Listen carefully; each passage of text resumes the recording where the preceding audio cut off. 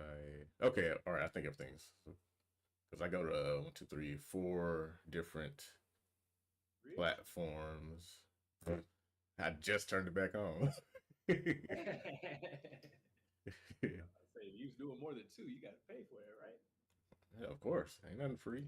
But my dumb ass could be making money if I was actually doing it.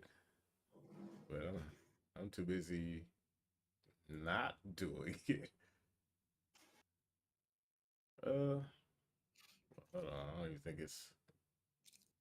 Well, that's fine. We can just do it on YouTube. It don't really matter. Yeah, you can download extract. Yeah, it's no biggie. I'm not even logged into Twitch. Who cares? Whatever. Cool, we can talk about that a little bit too. Oh wait, I am live. Okay, it's working. Let me make sure I can hear everybody. Everybody say something. Mike, check 1 2 1 2. Testing 1 2 1 2. All right, let me turn y'all up just a smidget and turn the to myself down a little bit.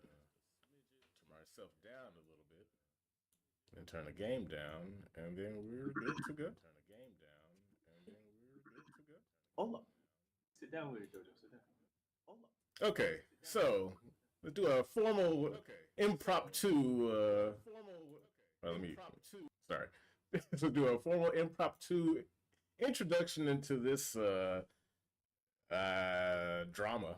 I don't know if it's an issue or not. I'm conflicted, but not in a way that bothers me. It's more so like, man, fucking get fucked, FGC. But at the same time, you know, let's let's back up. So this live stream, we're just gonna be playing some games and talking about the state of FGC drama involving the acquisition of Evo in the hands of the Saudis. And there's a lot of information. A lot of it I don't know off the top of my head. I'm just kind of spitballing, and we're just hot takes. We're just talking. So I have with us today H3 the game and my younger brother Oni Joe, a TO in his own right. And I wanted to talk to Oni Joe about what he thinks we should do about this problem in the FGC with the encroachment of the Saudis and their Saudi money. So, well, all right, let's start over. As a tournament organizer, Joe, what's your take on this whole drama involving the FGC and Saudi money? Well, in my opinion, they've been asking for it for 10 to 15 years, Mm-hmm. and when they finally get it, everybody's really confused. And when you say asking for it, you mean like money and stuff, like because everybody, I remember Yeah, everyone talking about like, man, the FGC is so broke and blah blah blah. We need money because we brokies out here. yeah. So like, I think it was what Street Fighter Five ish year time frame Mm-hmm. was when it was picking up. It was picking up because people were having their own teams. Let's say what's the name, Rick Fox, the Grizzlies got an esports team, et cetera, et cetera. Just people just making esports teams and putting people in the games. They realized by 2018, 2017, 2018, there ain't that much money in it, that they were putting too much money into it versus making money off of Yeah, and it. that's So rather because it was toward the end of like I don't know the year specifically, but the end of Street Fighter 4's lifespan is when it was like you said, the beginning of Street Fighter 5 is when it really just kind of became a it's here to stay type thing. We're transitioning from grassroots to a corporatized, environment for esports and gaming and being a professional grade thing. yeah, I had made a shoot. It was about a month ago. I made a little post, like kind of explaining. No, not a post. I was talking to Jeremy about it. Just explaining how I saw how the FGC was going. It's like your parents went down. It's the family reunion. Everybody downstairs playing in the basement. We used to play Halo in the basement at Jarvis' house, right? Yeah. But let's say you down, yeah, Soul Calibur 2. I was down there playing Soul Calibur 2. Me, Jeremy, Jacob wanted so bad to go down and play. Y'all ain't give a fuck. Yeah. Well, to be fair, you guys were kids and you didn't know what you were doing, and neither did we. Yeah. But we were also kids. But that was the sentiment. It's like, man, I just want to play with people in our age group, and these 10-year-olds and younger are just gonna get in the way. Yeah, and I Yeah. get that. Well, growing up and Yeah. understanding that. Yeah. But it's still video games. We kind of want to be there. So Yeah. that's why we was always straight to watch. Like we'll watch. We ain't even got to touch the controller. I just want to see it. Well, anyway, that's a personal story. My bad. You Anyway, remember, so you remember the Pokemon thing? I want to play. No, never mind. Go ahead. Yeah. So mom eventually allowed us to go downstairs with y'all, and just invade. However, over the course of time, let's say, we grew up and everyone's still playing games in the basement, but all of a sudden there's still a younger group, and they're not going to the basement. So you got to bring your games upstairs, bring it upstairs to the den so everyone can play, not just y'all. Mm-hmm. Once it became upstairs, the adults started looking and they were like, "Huh, I bet my son could beat your son," and then boom, esports were born. That is a good analogy because that's how I felt. Like, of course, it's a little hyperbolic, but that is how I felt because now we can't get away with just the environment that we used to have because now we got to do it in front of the grown-ups and they don't know what we be saying and doing, and then the games kind of have some suggestive stuff. So now it's got to be like what do you call it? Censored. Yeah, that's the word. It has to be cleaned up because my mom, the parents didn't know that Taki's jiggly bits jiggled that much. Yeah, you remember when I asked what it was beast bounce, and you were like, he can't pronounce words. Yeah. Yeah, it was Dead Alive 2, I believe. Ultimate 1. Oh yeah, that's right. Because you could change the age to make the titties jiggle more, and of course you didn't know what that meant at the time. And I was like, me as a grown, more mature kid, I know they read titties. But yeah, I'm over here changing up and down and looking like I ain't seen nothing change. Yeah. So like with the esports part, they people just started making teams, buying teams, and here's the thing: they did their best to emulate Call of Duty, League of Legends, Valorant, etc., etc. The shooters have been esports since what? 08? Yeah, for a long time. Because I'm kind of curious, like how they managed to do it and get away with it. You're cutting out again. Hold on. How about now? At least on my end, you are. Can you hear me now? Yeah, I hear you. Yeah, I was kind of curious, like how they were able to get away with it because I know it wasn't like a case of like they accepted the rhetoric or the environment of shooting game culture with all the talking and shit and everything. Mm-hmm. They embodied it. They embraced it, and they're for it. And I say that's because the game's ready to them. That makes Call sense. of Duty. That makes sense. But that's strange. So it's still esports. Cause I think esports was across the board. I've heard lately that when it comes to shooting games, like there's been a lot of rumblings about it being sanitized over time. Yeah. Is that related or? I wouldn't say they're related at all, really. It's just not oversaturated with the games and then how the games roll out. Because Call of Duty is trying to be like the NBA type deal. New Call of Duty this year, and now you all play the new one. What if I don't like the new one? You're a player. You make money doing this. Play the game. Yeah, you have to make certain concessions in order to maintain your position in the I guess the league, whatever you want to call it. Because there was a point in time when that side of esports, there was a lot of political movements out in 2015, 16, 17? Yeah. And especially in China. And, that was like, Call of Duty, what's the name? The Riot game, League of Legends. Yeah. What's the other one? Dota. Certain of those games, when you win in those games, that's what the StarCraft dude, I think it was StarCraft, somebody won, and then they had said something about human rights in China, and it's like, all right, you ain't even a player no more. Actually, I remember that. I think that was also the case with something with Blizzard, if I'm not mistaken. Like yeah. Heroes of the Storm. That's what it was. What y'all okay. talking about? Oh, what's Phil. up, Cross?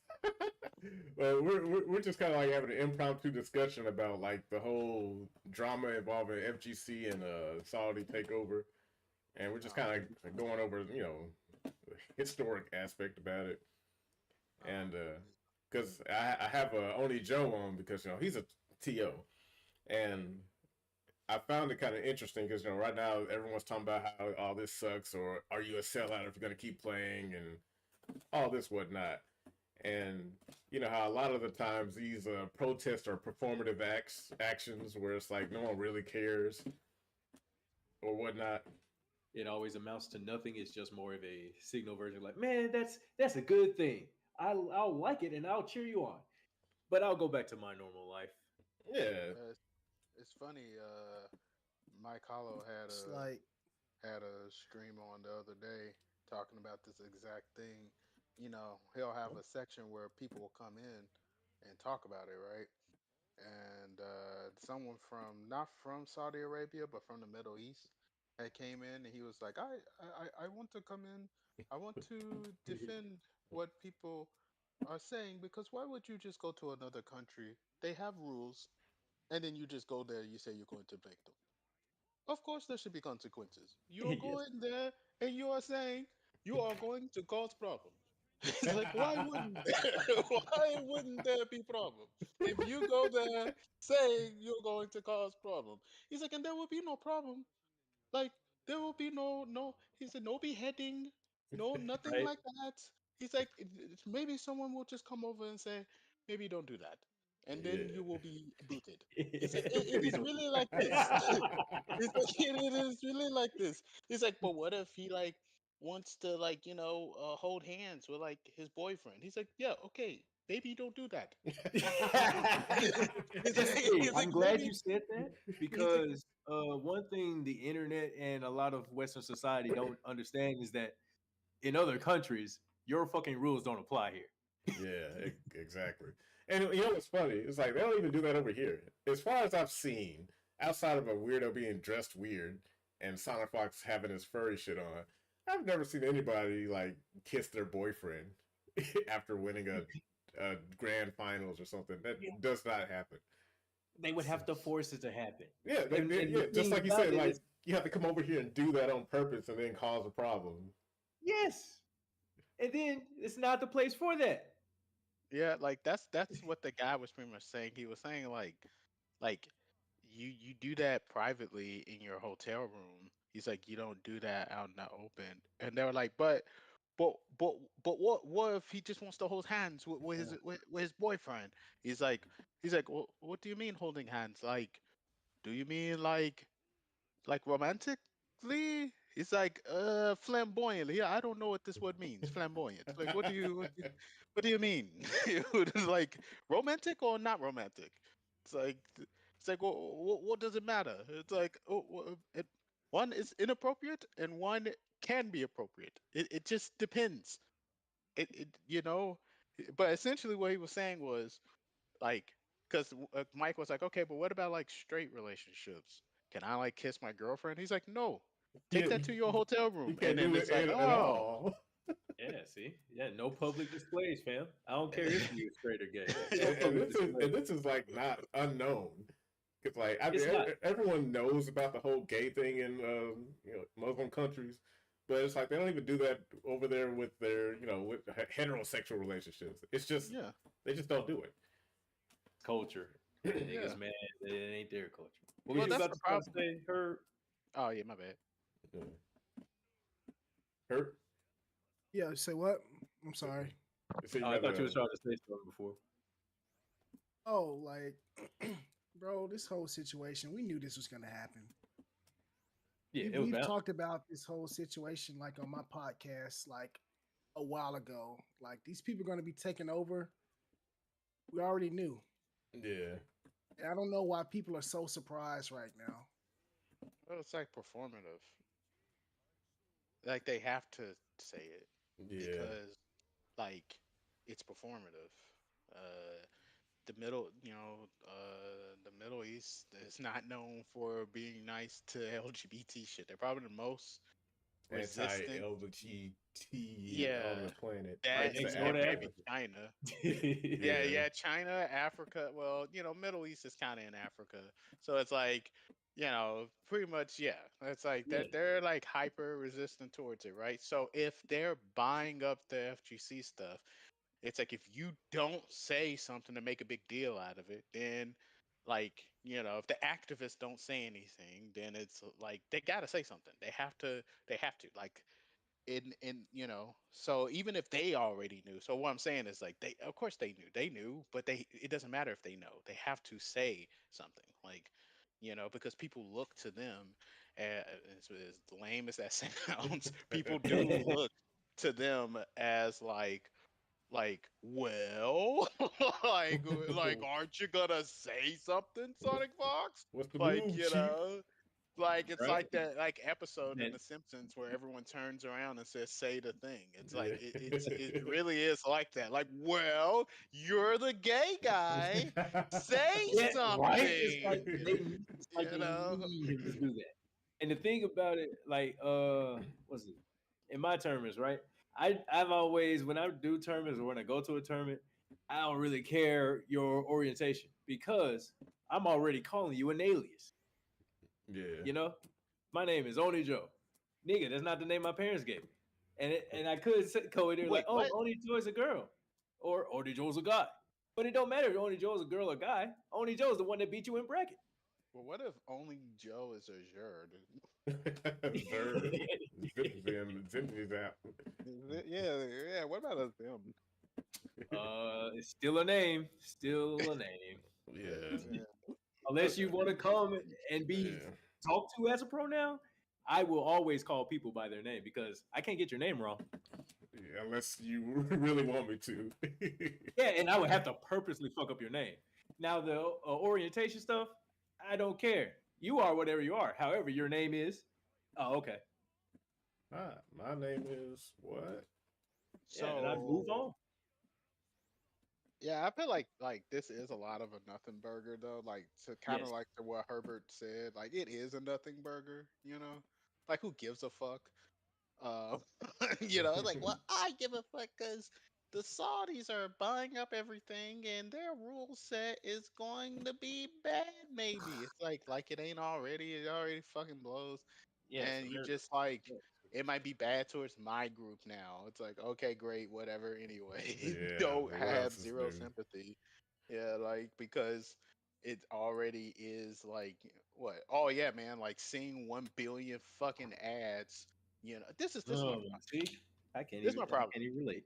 There's this argument of like, come on, man, fighting games gotta grow. They gotta become more esports because don't you want players to be able to make money off of playing fighting games? Don't you want them to be able to like have a like career like in football and in the other balls? And it's like, and it's like, okay, let's just say that I'm not already cynical. And I'm like, you know what? Sure. I do want that. That would be amazing. uh, Okay, okay. With all the Chipotle ads and all the Victor's fight stick ads and all the ads that we see, you literally play a billion ads. We see a match and then a billion ads and then a match and then a billion ads. We see all these ads.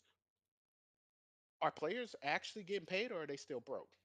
no, they're still gotta go to every tournament. Yeah, most and are they at least coming out even when they go to every tournament, or are they in the negative? They in the red.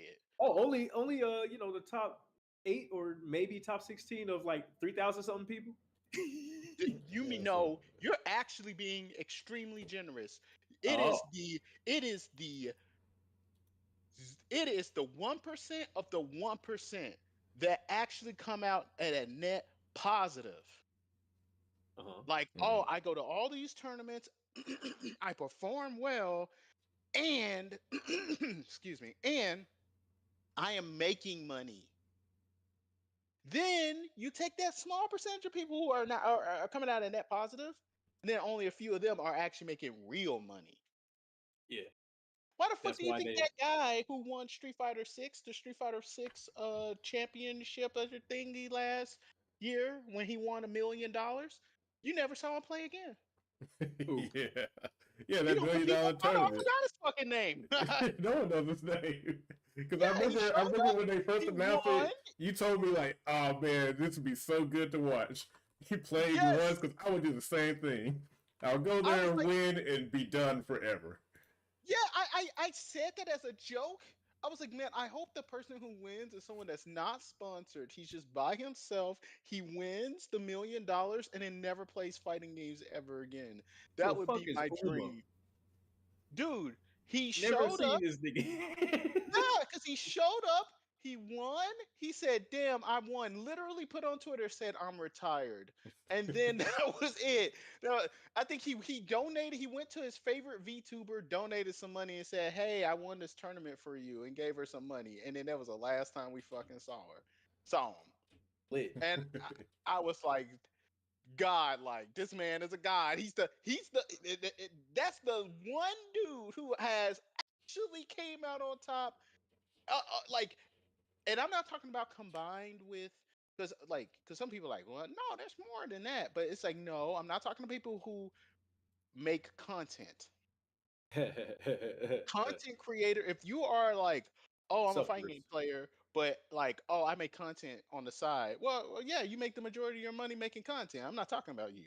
I'm talking about the people who go to tournaments and that's what they do. They just go to tournaments, like fucking, like let's say fighting GM for example, or like just anyone who's like a like you know them because they are a good tournament player. Like you know what I'm saying? Like you don't know them because you watch their content. Like, Exactly. so them Hmm. motherfuckers ain't making no money. The majority And of them are not making money. Like and that's they why they are at the broke. tournaments. Yeah, well, that's the thing though. But so what I'm saying is that like we already are in the esports thing now. And what I'm saying is that with all these ads and all this like esports shit going on, all this extra money that's in it, Saudi's putting all this fucking money, everybody's putting all this money into it. Are players actually getting paid more today, like Oh, your hell no. average high level player, are they getting paid more today than they were back in the day? Fuck no. It's the No. same. The only thing is that the people who were making money are making more money. The that's it. So it's like, yeah, like that money is going somewhere. Yeah, some people are Not making into the a lot FGC. of money, but that shit ain't going to. It ain't like, oh, like if you just place top 8 in a tournament, you getting paid. Like, yeah, it Hey, ain't that. hey, well, like, all right, just not to interrupt you, but I felt like that was gonna work after I did You it. cutting out again. Oh my bad. Damn, what's up with my mic? No, just something funny happened when I was fighting her. Like I wasn't expecting that to work until I realized it went through. I was like, "This is gonna work." It did. But all right, my bad. Go ahead. Yeah, no, I'm just saying, like the people who make an argument for esports and shit, they're delusional, They and then don't they're know that broke they're too. delusional. Well, yeah, that's part of being That's delusional.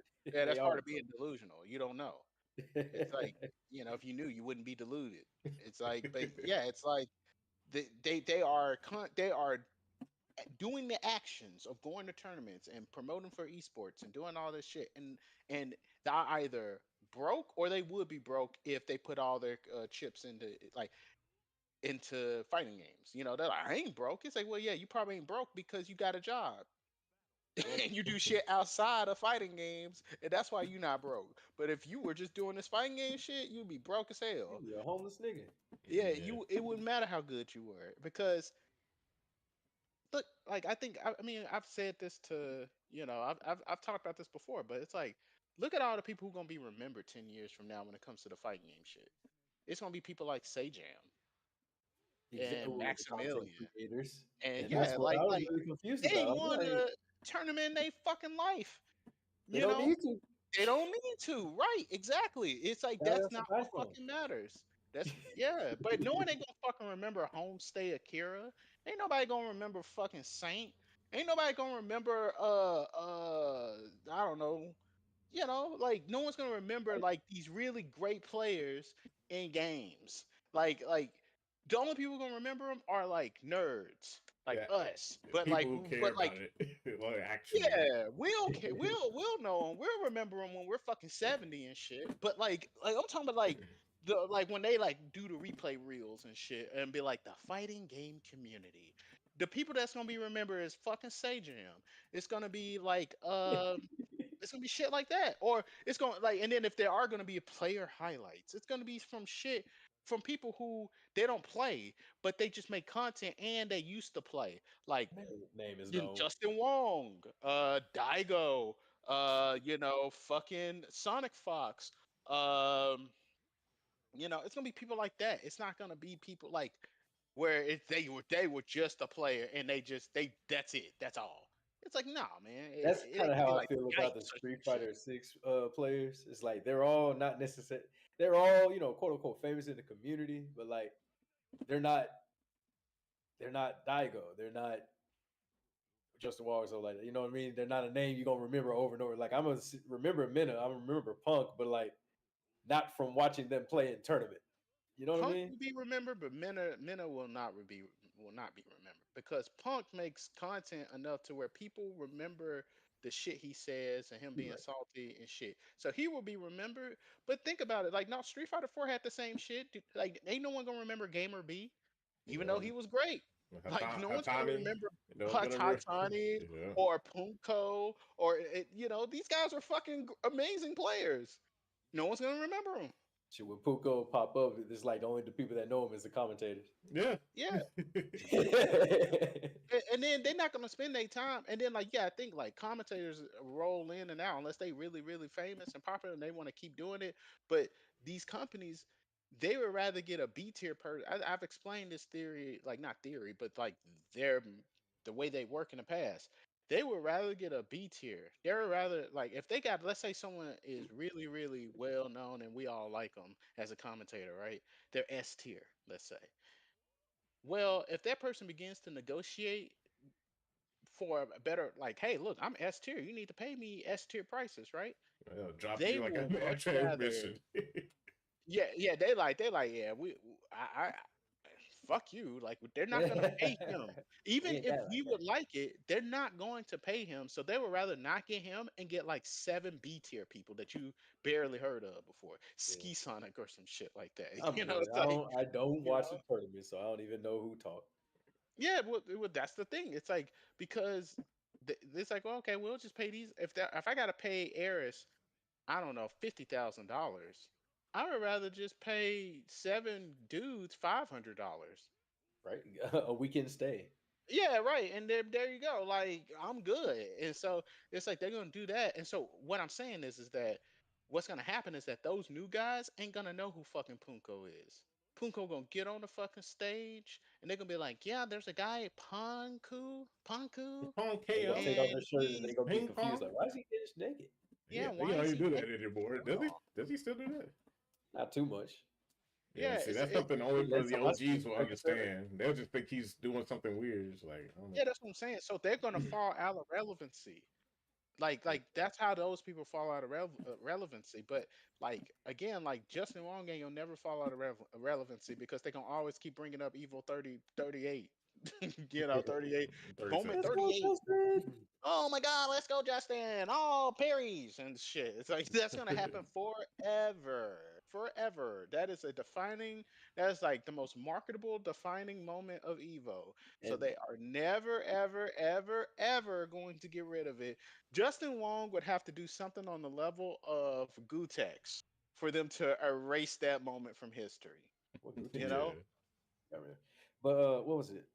I explained a few days ago to my brother Jeremy. Like Justin Wong is kind of like I look at tournaments, majors, regionals as like conventions. They're anime conventions, Comic Con conventions. They're not. They have games there, but it's mostly just a convention. So Yeah. I see like Justin Wong. I don't even know if he really enters tournaments and stuff, or he does, but like they let him commentate while playing, and he's kind of like just there as a guest. And I was explaining that to Jerry. I'm like, he don't got to win. He don't have to do nothing. He's paid to be there by Sony. him, Tasty Steve, and a few other people. Sony is lining their pockets. So, in my opinion, it's been feeling real ingenuine and like, all right, let's just make some content because FGC, yeah. And I'm like, not watching this shit.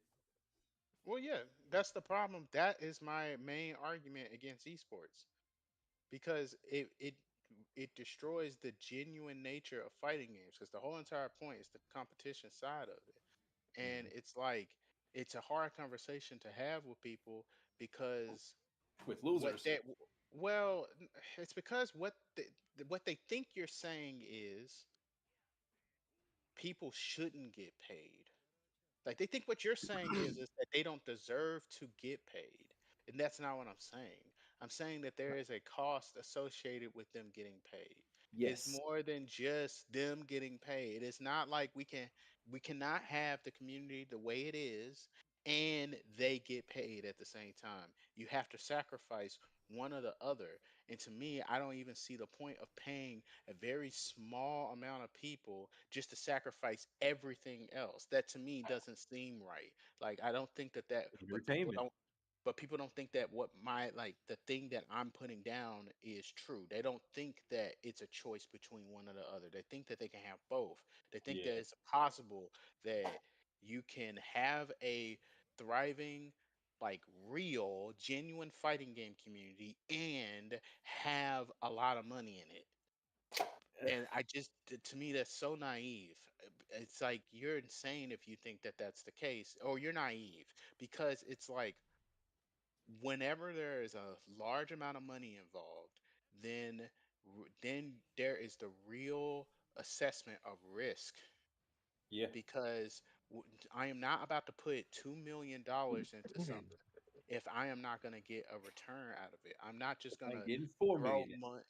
Yeah, exactly. I have to get something out of it, like something, right? I'm not just gonna like do this out of the good of my heart. I got to get something out. So what are they gonna try and get out? They're gonna try to find ways to extract some value out of it. So whether that be advertisements, whether that be and then anything that hurts that investment that they think hurts it. It doesn't it's not like just some robot shit. It's whatever is up to their opinion that hurts it is We going tell me that shit. to be removed. Well, So you can't say this. You can't pick this costume in this game. The game starts to change. It starts to change its gameplay design and visual design and everything about it, just so that it can, like, what do you call it? Be a part of this new esports environment because now that that's the main environment, it definitely doesn't want to be caught outside of it because if it's caught outside of it, then essentially my whole market base is now over here in this esports shit with fighting games. And if I make a fighting game outside of that, then it's like no one's going to look at my game. yeah. And so Call of like Duty or shooting games. yeah. So like that's the problem with like the competitive that's the problem. That's the problem when you turn the competitive aspect into something where it's like people are making a lot of money. Hold on. Commodified. Hold on, I'll be right back. Yeah. Yeah. I just hate that this shit is gonna be turned into something I don't know if I want to say political Of course. to where Yeah. people are like, oh, I'm not going to eat Evo because of this. And I need to protest because of that.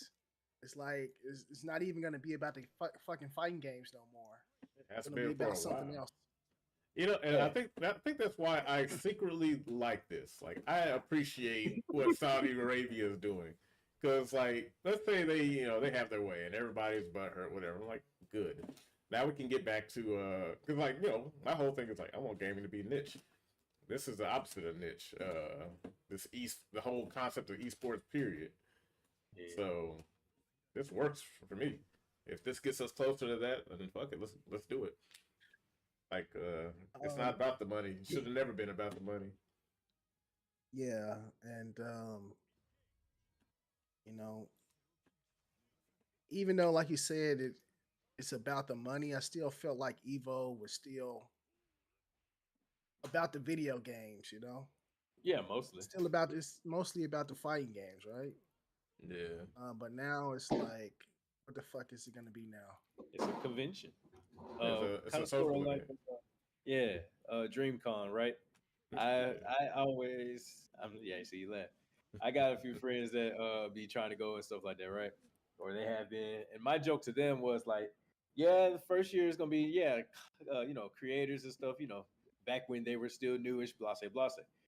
Now it's turned into an event that you stream yourself going to, and I'm like, that's. Are you there to enjoy the convention, or are you Josh is so there? whack. I know. Huh? Oh, No, I was just telling the Immortal Afro he's so whack at I this know. game. I Just know. want you to know, so whack. Yeah, I know. I, I can't I can't help Plain myself. I'm whack. sorry, Oni Joe. Go Makes it ahead. I'm sorry for whack. the interruption. Now you get it. I just had to Shoot. put that in there. What was the last thing I said? You said it's sort of like a social thing, like DreamHack Oh, well, not DreamHack, but DreamCon. DreamCon. Yeah. So, and then like what I said 2 years ago was like, yeah, this is gonna turn to a convention where hey, do you be saying niggas on here or like you don't care? I don't care. Wait, dude. Okay. Like, Because I just say niggas, just be saying niggas. But yeah. they Oh, going, and I'm like, yeah, it's a condensed group, whatever, blase, blase. But y'all are turning it into what it wasn't for. It was for black nerds to get together, blase, blase. Now it's just, hey, if you have naked and you a content creator, come and hang out. yeah. That's it. Oh, turn the game off, Josh. Hold on, something's up with my kilobytes or whatever. Like Something's up with your gameplay. You need to turn the game off. you, you need to get your head in the game and start playing whack like. Hold on, Whack like. but hold on 1 second. Something's up with my internet. I'm dropping all the frames right now. What is going on? Oh dear. You recording audio? Huh? Yeah. But yeah, Oh, okay. yeah, Yeah. it's definitely gonna turn into something that's like not what it is. What it's been. Like it was already, you know, Cross said Chipotle and all that other bullshit, but at And then, least it was about the gaming. Now yeah, it's gonna be like it's about the gaming plus Saudi Arabia plus people's sexual orientation and all of this other crap, man. It's like when I play fighting games, I don't care about none of that stuff. I just want to play the game. I want to right. play who's the best. I want to have fun. But now it's like all this crap tied to it is like, you know, um, something is being lost. And Yeah. it's been getting lost for a long time, but it's gonna be even more lost with this new acquisition. Yeah. So 'Cause, like, I don't Torchy. know. Yeah, And it's gonna Torchy. put people. You say what? Torchy is like waiting on the Sonic Fox to pop off on stage and tell the Saudis to piss off like he told all the cisgender Republicans who hate him. Like, Yeah. and that's just like to your point, her like that's what it's gonna turn into. Like, I don't think that may happen, but it's kind of like what everyone's expecting now. It's not even about the Yeah. fighting game anymore. So now it's gonna be, and I believe like we did, like I said, we did a podcast about this. I can't remember if it was Cross who said this or the Immortal Afro, but now it's like if a player decides, okay, I'm going to play at Evo. Now People who've people never are gonna been out of the be jump on a bandwagon and be like, oh well, you support Saudi Arabia and they everything already that it do that. stands for. Oh my It's Every like, God. bro, it's like I'm just coming here to play games. You can't And then come you here have and play games if I disagree with you. You know that, right? exactly now you can't even go to the tournament now. Now if you go to the tournament just to play or just to win money, you support a cause now. Now Yeah. you've chosen the side just by showing up, Yeah, you know? And I hate that, bro.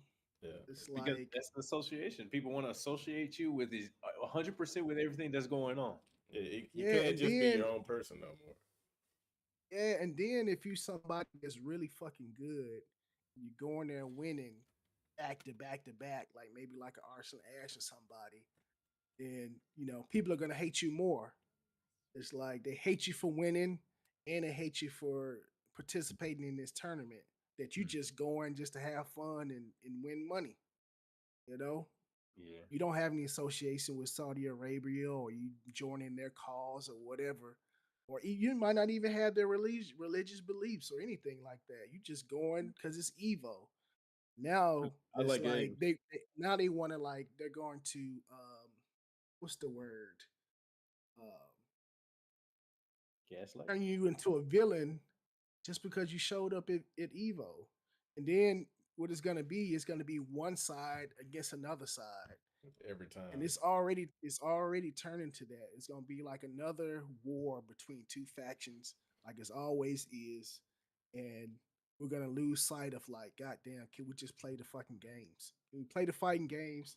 And I go 0-2 or what the fuck ever and eat some fucking Chipotle and go home. You know? Can't Yeah. even fucking do that no more. 'Cause I just by going 0-2 and losing and eating Chipotle, I didn't pick the fucking side now. Yep. Damn, the Chipotle was I giving just that I for just free. wanted I just wanted Chipotle and to lose. Like I was Now hungry. I'm on the side of Saudi Arabia now. Yeah, I It's, supported it's, throwing it's so, gay people off the roof because I won bro, a local yeah, it's tournament. Yeah, like it's so stupid, bro. It's so stupid. because that's And going on here in America with the Republicans and Trump supporters stuff like that too. So yeah, I'm just like, yo, yeah, come play the game. Like I saw a post earlier. He was like, I don't care if you like dick, bro. Come do the combo. yeah. Telling you. Like that ain't got shit to do. Like I don't want to say personal stories, but like in my experience, it's like, man, you guys are cool. And then he Oh, goes to another area. It's like, hey, can we not talk about that? For like We're here to play 10 games, minutes. guys. if you the booty warrior and you like booty and booty is more important than water, okay, fine. You like that. Booty is more important than water. But right now, we playing two trying to Yeah, play the we fight. trying to see who the better Marvel player is, but we You can't can go be the booty 5 seconds warrior later. without you Let's just reminded play us. the It's fight. like Yeah, I don't care what you do in your private life or what type of sexual orientation or religion you have. I want you to It care. is game. they be trying not to care, but they be like you're carrying that shit on their shoulder, and if you just like if you ignore them, it's a problem. If you acknowledge them the wrong way, it's a problem. And that's why it's like my thing is like good. I Saudi Arabia was the last place I would think to even get into this. 'Cause I think part of it is like their plan to like expand since the world is probably going electric, so they're finding new avenues to bring Yep. in income, which I get, understand, respect that. That's fine. But Saudi is Saudi. Like I in all honesty, I don't have a problem with it because I don't really care. It's not that big of a deal because the thing I see is like the more legitimate solution is to return to the grassroots. Like only Joe, you host your own tournaments and stuff, and it's like, well, if you're going to play the protest game, you should really protest by really not protesting. Like the problem's already solved for the people who actually care. Right. From the outside looking in, this is more of a to me. This is entertaining to see because groups of people I didn't think would be fighting are fighting. And it was like, oh, this is pretty interesting. How is this Yeah. gonna go down? Because Because like FGC been dead for a while now, so this isn't even like Yeah. new. because Yeah, it's you go ahead, go ahead. No, I was gonna say, and it's gonna divide the community even more than what it already is now. Yeah, Yeah. It because sucks. what It was it? does it though? Because it's dividing people who aren't really interested anyway. It's But like Josh, that's the thing. It's two different. Like oh dang, I think I explained it to you a little bit. There's the new generation of players cannot react to a 25 frame guard impact. I mean, what's it called? Direct impact. Whatever the move's called. Drive Yeah, impact. do a driving pad. okay. Yeah. See, I played the game, but I don't even know the move. I just play Street Fighter, bro. Yeah. But people can't react to that, and they're like, "Man, it was so fast." I'm like, "You could do 2 light punches and grab me before he hits you. That's not fast at all." Yeah. Compared to what But we're used to in the older games, this is fucking like Street Fighter 6 is poor man Street Fighter 4. It's like yeah. this game is slower in every possible way. But go ahead. So you got your different side because I had an argument with somebody that was like, you need, sponsors, blase, blase. Now you said the best protest is not to protest. I would say yes, along with like when Saudi bought SNK, right? Yeah, Or the kingdom, whatever. They people were already complaining at the time because of the journalist murders in, I think, was it Saudi Arabia? I think, well, UAE, that area. So yeah, yeah, cool, I get it. But I think, Salvatore and the Nucci guy made it double worse because it's like it was disrespectful how the Western side, rather, they felt disrespected. Like, what the fuck is this shit? yeah, So outside of the people that are like politically charged when they didn't buy what game was it? Fatal Fury. Some other people didn't buy it because of Salvatore and Gavanucci. So I see that as two separate people. However, with Sonic Fox, it's like what there's a lot of people saying is like, if you don't support them or the country they're moving or anything, why would you pay to go to their country, pay to enter the tournament, just to tell them fuck you guys? because Do it you? It's seems counterproductive. Because it's like you're gonna give them money to continue doing what they're doing that you disagree with, but you're sticking it to them by being defined in their backyard, in their home. Like, exactly. It's literally like it's a nothing burger. Just complain, be complaining, but there's nothing to complain about. If you want to, it's like what was it? So I explained to Jeremy, I was like, if you get they released the game. They released the game to the public. The game is in the public. What to do? You don't have to go to Evo. You don't have to go to Combo Breaker in order to enjoy playing the game in tournament. yeah, You don't have to donate money to a corporation or anything. However, locally, when you're playing offline, et cetera, nobody is making that money except the top 3 players in the tournament. yeah, So when it comes to protesting, that's why I say it's kind of like boycotting. I don't go to no nationals. No, the biggest tournament I've ever been to was KIT, and that's because it was in Memphis, and then it's also in Tennessee. So outside of that, I don't want to go. I never cared to go to Evo because yeah. one is too big. What am I competing there for? I have no chance, and it's $500 to even fucking get there. What do I look like? A fan? Yeah, but no. I'd rather stay home and watch for free than Yeah, spend bro. thousands of dollars to go up there and get taken out immediately. Like, well, this was worth the plane ticket, the hotel room, the everything. It's like, yeah, Yeah, unless I'm I going hope on you enjoyed vacation. yourself. Yeah, unless I'm going on vacation out in this area and Evo just happens to be around the corner, there's no justification for me going. Yeah. So And like, I yeah. guarantee, bro, in the future, I know we're gonna see some random fool jump on stage with some painter shit and dump it on the players or dump it on the screens or some bullshit. I guarantee. Man, I'm start just frisking people at the door. Well, see the thing, and that's what makes it worse because a lot of times these people just like go where there are eyes because they're not gonna do anything at these places. I don't think they have the nuts to do that. But let's say Oh, they got the laws to keep your ass in there too. Go do yeah, something. let's say Now. if you're trying to do a tournament and you're just some local whatever, and it's like, well, 5 people on Twitch are watching. This is gonna go viral because like I said, now it's just a performative act just to get people to see, and then now your whole thing is ruined because these people wanted to send a message to those damn Saudis in a local where he's just trying to do a first to 10 or some shit. Hold on one second. Let me read the chat. KOF 14, Sam Show.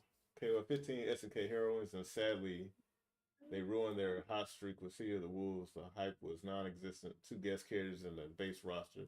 Yeah, yeah. Kind of like what you said earlier, like the whole issue with that, because it's like my interest in the game fell off when I saw Salvatorio Ganichiwa, whatever the fuck his name is. Yeah, yeah. Because, it could have looked cool, but he didn't. This was the opposite of cool.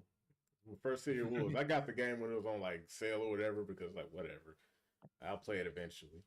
But Bro, I think if they didn't put that guy in the game and Christian Ronaldo, whatever his name is, I yeah. think I would have got it. But I didn't bought. I didn't listen. I didn't bought a lot of bullshit games, right? Yeah. And I was actually looking forward to playing City of the Wolves, but I just ended up not liking it too much. But at the same time, I still would have bought it, but I felt like there was just a lingering like aura, like what stupid thing is coming next? It's like I feel like something else stupid is coming, Yeah. and I just don't want to be no part of it. And that on that side, I can understand. Like that's more of the issue I have with Saudi influence, because it'd be one thing if they were just like back in the game, but when you're like doing a thing where it's like I want to put my favorite football player in the game, it's like, Yeah, it's like Yeah, that obvious. It's yeah, like that obvious, like catering, special treatment with Yeah. these fucking characters. It's like, oh man, this Saboteur guy is my best friend. Hey guy, you want to be in the game? I can put you in the game. It's like, Yeah. bro, like why? yeah, I that's what like the strong moves in the game because they're powerful. Shit Yeah, about my fucking face, bro. yeah, dude. It's like actually, I play video games. Look at me. I see. I I think I mean, think I think a lot of people didn't buy the game because of that. Because like one of my friends, he was actually pissed that people weren't buying the game. You know, he was like, man, this game is good and people aren't gonna buy it. This sucks. And I was like, do you have it? And he was like, fuck no.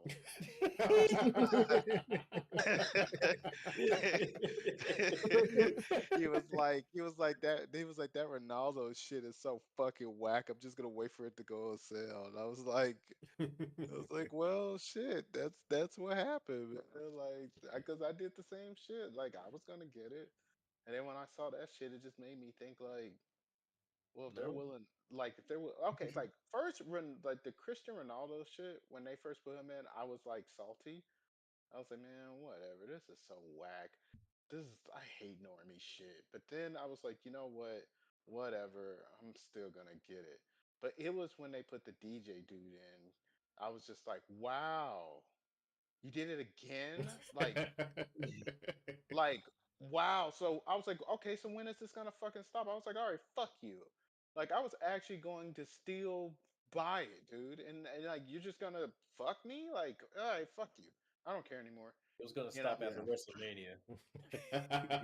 So it's Oh like, yeah, I forgot about the WrestleMania advertisement. Oh my Right. I, god. I think now gonna they're not doing it anymore because like the PR from it Yep. is so bad that it's like, oh, okay, that was a bad idea.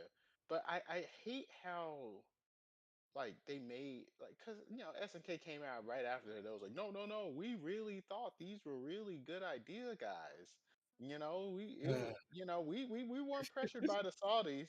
No, it was totally us. And I'm just like, yeah, Yeah, it's funny. Kaya. Like there's this like old I don't even know what it's regarding to, but I just remember watching this old interview. It like took place in the 80s where like this like journalist from like NBC or some shit is talking to this guy from Qatar.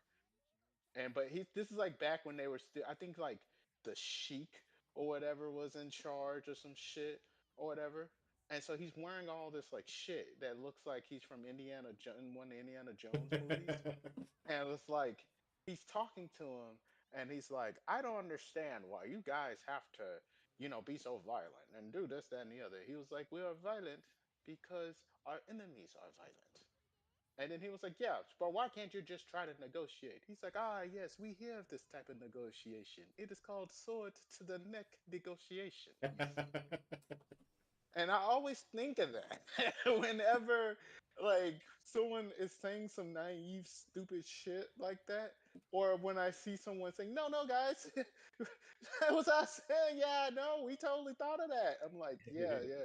Yeah, there's a sword to the neck right there. Yeah. It's like they got to say that, so I'm not even mad at them. Yeah. I'm not even gonna be like, you guys are lying. It's like I'm like, hey man, they're trying to save their own skin right now. They got to say what they're saying right now, or else Yeah. That's there's a that's what I there's a kind of hate too, scimitar. man. It's like, bro, I feel like they, like you said, they gotta say that shit now. I hate that they got bought up like that. Now they That, like at the mercy of these people to where they gotta do whatever they fucking get say. Oh, put DJ Man in. No, we don't want to do that. I said put DJ I Man. bought you, motherfucker. Put yeah. DJ man. I know You I'm can not do in anything. the. It's like, yeah, yep, all right. See, that's why like 2021, 2022, one or two. When Sony bought Evo or became the majority owner, that's when I was like, okay, guys, it's time to pack it up. Because, we can't collect PlayStation 5s along with they were at the time they were forcing people, shout outs to Brooks running a great monopoly on adapters that work. Yeah, I remember that, and that was like when they first made the transition. I was like, yeah, none of these fucking adapters work now. We're forced to be on this platform, and Force. every new version was like less accommodating for like peripherals for the last. It's like wow. And that was the issue. Everybody had to buy a $60, $70 converter that was never in stock. So that's when I decided like, yeah, I need to find a way to run tournaments and not rely on people to bring PlayStation to the events because it's Memphis. I know you think your PlayStation go get stolen or something, but I bring at least $4,000 of equipment into the to run a tournament every time I do it. So if I get popped, they not big come up, but for their ass it is. Yeah. Well, I don't know. Like, well, what do you guys think? Like, just because I guess I'm not convinced that this is as bad as I really think this is like you said, it's a nothing burger. Like, fighting games will be fine. The sooner like the core people who actually care about it, just do what they were originally planning on doing, which is just like supporting their own shit. Oh, that's another thing. So, like I said, protest and boycott. If they release the game, it's free. Not free, but they release it. You buy it that one time, and yeah, you're gonna buy the DLC if you need a full roster, which you do. But me personally, with Street Fighter 6, I don't buy any costumes. Sorry, I get free Drive Rush tickets. Mm. I get free Drive Rush tickets like every other week from the game. They just give it to you, or whatever. So like every time I get 200, I go buy a random color for somebody that plays at the tournament. And they, oh hey, oh new color, yeah, what to do? Mm. So once you have the game and you run your own events, you like joke on the black community. You can circulate the money inside your community. That's not real. Yeah, it's not real because y'all niggas only want money from only the that's company. Niggas want to sign contracts. Niggas want to be a sponsor. that's a Jew thing. We're not Jews. Black people want to emulate, man. That's why we can't get it together because it ain't for us. But Hold on, I actually found that video. I don't know if I could put it up or not, or like, can I? I would say I'll stream it in here, but I just the audio is like, because I liked how you said it. I don't know if I could put it up or not. Yeah, yeah, you can just play the audio for it. Okay, let me see if I can put it in. It's like share your screen or something like that.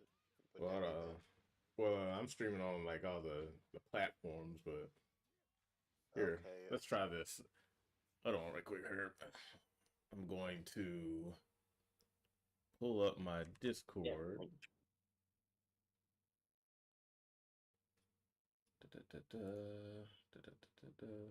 Discord.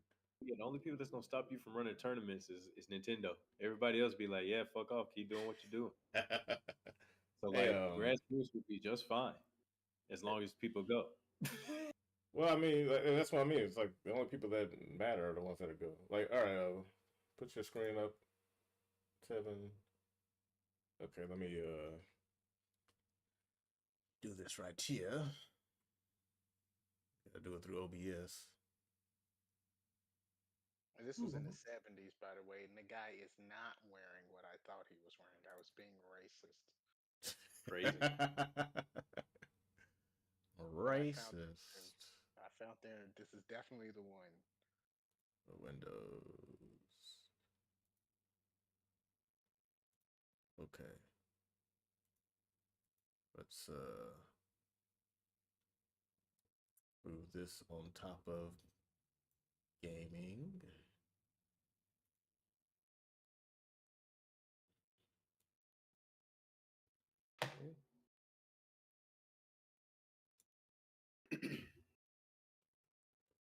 Full screen.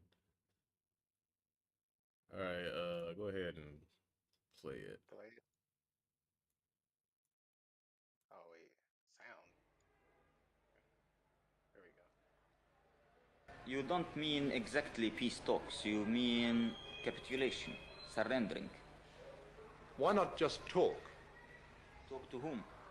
Talk to the Israeli leaders. That's kind of conversation between the sword and the neck, you mean? Well, if there were no swords and no guns in the room, you could still talk. No, I had never seen any talk between a colonialist case and a national liberation movement. But despite this, why not talk? Yeah, fuck that shit. Talk about it. Talk about what? Talk about the possibility of not fighting. Not fighting for what? Not fighting at all, no matter what for. Yeah, and people usually fight for something and they stop fighting for something. So you can't tell me even why should we speak about what? Well, stop fighting. For what? Or talk about stop fighting why? Talk to stop fighting, to stop the death and the misery, the destruction, the pain. The misery and the destruction and the pain and the death of whom? Of Palestinians, of Israelis, of Arabs. Of the Palestinian people who are uprooted, thrown in the camps, living in starvation, killed for 20 years, and forbidden to use even the name Palestinians. They're better that way than dead, though. Maybe to you, but to us, it's not. To us, to liberate our country, to have dignity, to have respect, to have our mere human rights, is something as essential as life itself. Yep, that sounds about right. Yep. Wait, he's like, what I talk? He's like, oh, you mean like the type of talk, a neck to the sword type of negotiation? Yeah, because it's like that's not talking. We're not talking, dude.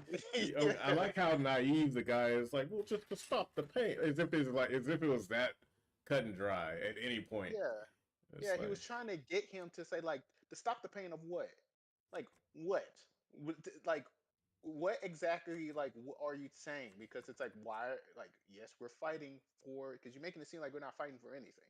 It's like we're fighting for something. Well, why Okay. don't you just give in, you know? And it'll Well, all be yeah. good. Why don't you? just roll over. Aren't you better? Oh yeah. Aren't you better just alive? And it's like no, because if like my human rights aren't actually respected, then I'm a slave. Yeah, So y'all did a whole no. thing about how that was wrong. So what the fuck? It's Pretending like like you don't know the difference all of a sudden. Oh, how it's like convenient. well, he's like well, like you guys just won't have any guns or nothing. Just talk. He's like I've never seen that happen. It's like I've never seen this group that like is ideologically different from this other group come and just let's have a conversation. Like I don't see that happening. It's like so it's just funny because it's like in these type of situations where it's like oh man like uh we could just do this or like we could just get along or I'm like bro these people are not going to change like whatever like group like right now it's like oh man Saudi Arabia they bought that they're buying up the FGC and stuff and blah blah blah and in my mind I'm thinking like well it was you guys at first So what? Like, okay, yeah, I should be sad because your enemies are buying it. Great. Like, whatever, you know? It's like you guys, okay, think about it like this. How many people did this great FGC ban? I don't- Anyway, Yes. Yeah, right. Do you think the Saudi owned FGC would have banned F Champ? Of course not. Do you think it would have banned infiltration? Nope. Yeah. And Funny, so like that's it's the okay thing. when we do it. This Right. is the way it's been for over a decade. So they're trying to make it seem like the norm is being challenged, but the norm was already uprooted. We are not in the norm right now anyway. The norm was when Mr. Wizard was dealing with little kids and we were like all playing like we were all fractured like the fucking seven kingdoms and it was war everywhere and that's the way we liked it too where it was constant fucking like fighting, not fighting in the sense of political battles, but like there was just a bunch of territories. Like old school wrestling back in the day was a bunch of territories. But Yeah, then as Street Fighter 4 came out, those territories began to consolidate more and more over to essentially the West and Western thinking, like Western American thinking, because they had Evo. And as long as they had Evo, anything that they co-signed and didn't co-sign became the thing. And so then anybody that was there, they migrated there and they wanted that power and try to consolidate it. And then of course, the ideologies over there obviously seethed into it. And so now they got what they wanted, fighting games and stuff are let's attract all these people with money. Oh no, the people with money are influencing it right? and making it into what they want it to be. That's what It's it like, is. bro, that's what we were trying to fucking say. People like me a long time ago when I say, hey, you cannot have, the fighting game community and have a lot of money because the people with the money will have all the power and the organicness of a fighting game does not it cannot it is incompatible with actually making money. Like think about how like when people can try to compare it to football or something like the NFL. Because that's the Think only thing they can compare it to. They don't have no other idea way to. well, They it's don't see like it no other way.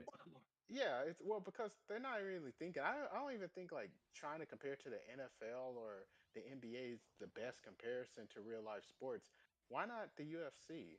I feel like that's a better comparison because it is one-on-one people and essentially like that person has to train even though like it's still not a one-to-one comparison, but I think that's a better comparison. But even then, right? When you actually observe how the UFC is ingested and enjoyed by your average person that likes UFC. Do they talk about what John Jones said on Twitter yesterday? Do they talk about like the latest YouTube video he just put up? Like most people, they don't know shit about the people who are like actually fighting in the UFC until after they stop fighting. When they stop fighting, then they start going on shows and talking and doing all this shit. But I remember I didn't know I didn't know what GSP's political viewpoint was. I didn't know who, Anderson Silva, what he ate yesterday. I didn't know shit about them. The only time I knew anything about them was when they got up there and whipped somebody's ass. So yeah. my interpretation of Anderson Silva was he's the guy that wobbles around and then no one can hit him and then he kicks someone in the face and they're dead. It's like that is it. That's all Anderson Silva is to me. So then later on, 20 years later, where people are like, he was a complete jackass and I hated him. It's like, oh, really? He was a Right? jackass? It's He like, is I Michael didn't know Jordan. that. I He had no was all fucking that. clue. It's like, you know? So it's like, but with the FGC, that is not. So what I'm saying is that it's very easy for like someone who is going to put money into the UFC to feel safe with their investment. because there's not a lot of like elements that are going to challenge it. It's not like UFC. It's not like people are en masse paying attention to what the UFC players or like fighters are saying and doing, and they got a YouTube channel and all this shit all the time, and that could hurt their investment. Like, whereas with fighting games, most of what people are enjoying about the FGC is not that. It's the other way around. Think about it. Like, the majority of the time when people are talking about the FGC and the things that happen in the FGC, it is not some tournament that's going on. It's whatever's going on fucking Twitter. Yeah, exactly. It's whatever is going on Twitter. And before Twitter, I honestly think like social media, I mean, I know it killed a lot of shit, but I think that's like the biggest problem that, we tend to have with fighting games is like most of what people are like actually looking into now. Whereas back in the day before that shit, all you had were tournaments. You had Mhm. tournaments and you had like that was it because tournaments were the only time where people were actually going to be able to meet up and do grudge matches and do because online was too shit. It was too everyone knew it was like too bad for anything to count. It was like, well, none of this fucking counts because it's fucking online and Yeah. online sucks, right? So Yeah. it doesn't count. So tournaments Now, were literally the only way it was the only place where you knew people are going to meet up, and when they meet up, like, ooh, these people have been talking like on let's say on test your mic forums, they've been talking shit like a lot. So all right, cool. And someone might you may not even know the fucking lore, but someone like the commentator comes on, like, yeah, these two motherfuckers, they hate each other. Blah blah blah blah blah blah blah. And you're like, oh shit, all right, I'm in, dude. And or like maybe if like someone like when YouTube started to come around, there was like assist me, there was like like content that kind of focused around fighting games, but it was still like he wasn't a fighting game player. He was just like someone on the outside, like a commentator, like ESPN. They got people who talk about what happens, right? So that's fine too, right? But it's like even like so that is more like contained. That's easier to, let's say, like say, okay, like this isn't too volatile, but that is still more volatile even in that state alone without social media. That shit is way more volatile than the UFC because you are not hearing. Look, when GSP and Anderson Silva step into the ring, you're not hearing what they're saying. They're just throwing punches and shit. You know what I'm saying? But that shit with Viscant and fucking LTG, it's like it was sick to us. But if shit like that happened all the time, you think fucking Coca-Cola and Chipotle and all that shit? No, Would they appreciate would it. well, they would want the hype. They would want all the attention, like everyone watching it. But they were like, "Ooh, but can he not say fuck right there? And can he not call him a bitch right there? And can he not say this? And ooh, it would be so staged that it would not be the same." And that's what I'm trying to say. Like, you cannot have the actual FGC and be able to have money. But then people say, "Well, that's fine. We don't need all that stuff because it's toxic and it's this and it's that. It's whatever, blah blah blah." But it's like, but you do because that's the shit that's interesting. It's like if you take all that shit away, people won't watch it. Well, no, because people can just sit there and like watch the game because the game is the thing that's the most important. Yes, but the game is what causes those reactions to happen. And if the game is good enough, people will have those reactions. And if it's like it's stupid to think like that. It's like, bro, like it's dumb. You can't have it because the people who have the money will not allow it to be like that, and they will kill it. They will they kill it. olive branched the fuck out the FGC, and them niggas just was like, yeah, go ahead, do it. Eh, Drone. Nah, they can't do that. They don't have the vision. This one dude, he argued with me. He was like, "How do you expect your community to thrive if you don't have a sponsor?" It's like, I need to go around and ask, "Hey, can you put money into the stuff I like? Like, what the fuck do I look like doing that at a what grassroots level?" what when he says thrive, I wonder what he see. That's one of those like Perception. terms. Well, that's what I mean. Like, I don't know what he means by thrive. Does he mean like a lot of players showing up to your scene? Does he mean people getting paid? Does he like what does he mean by thrive? I Because think some what oh yeah, go ahead. for me, I think it was people getting paid is what people saw as thriving. For me, like running the tournaments, I'll say near the end of not the year, midway or near the end of Tekken 7, it started drying up not because people weren't playing, it's just because people weren't coming out. So let's say when there was used to be like 15 to 20 people entering Tekken, right? That's 150 to 100, 150 to $200 in a pot. But when there's only 7 people, some people look at it like, man, it ain't even worth me coming. And I'm like, so you only want to come to a tournament if you're making more than $100. You only want to enter a tournament if there's more than 10 people there. That's stupid to me.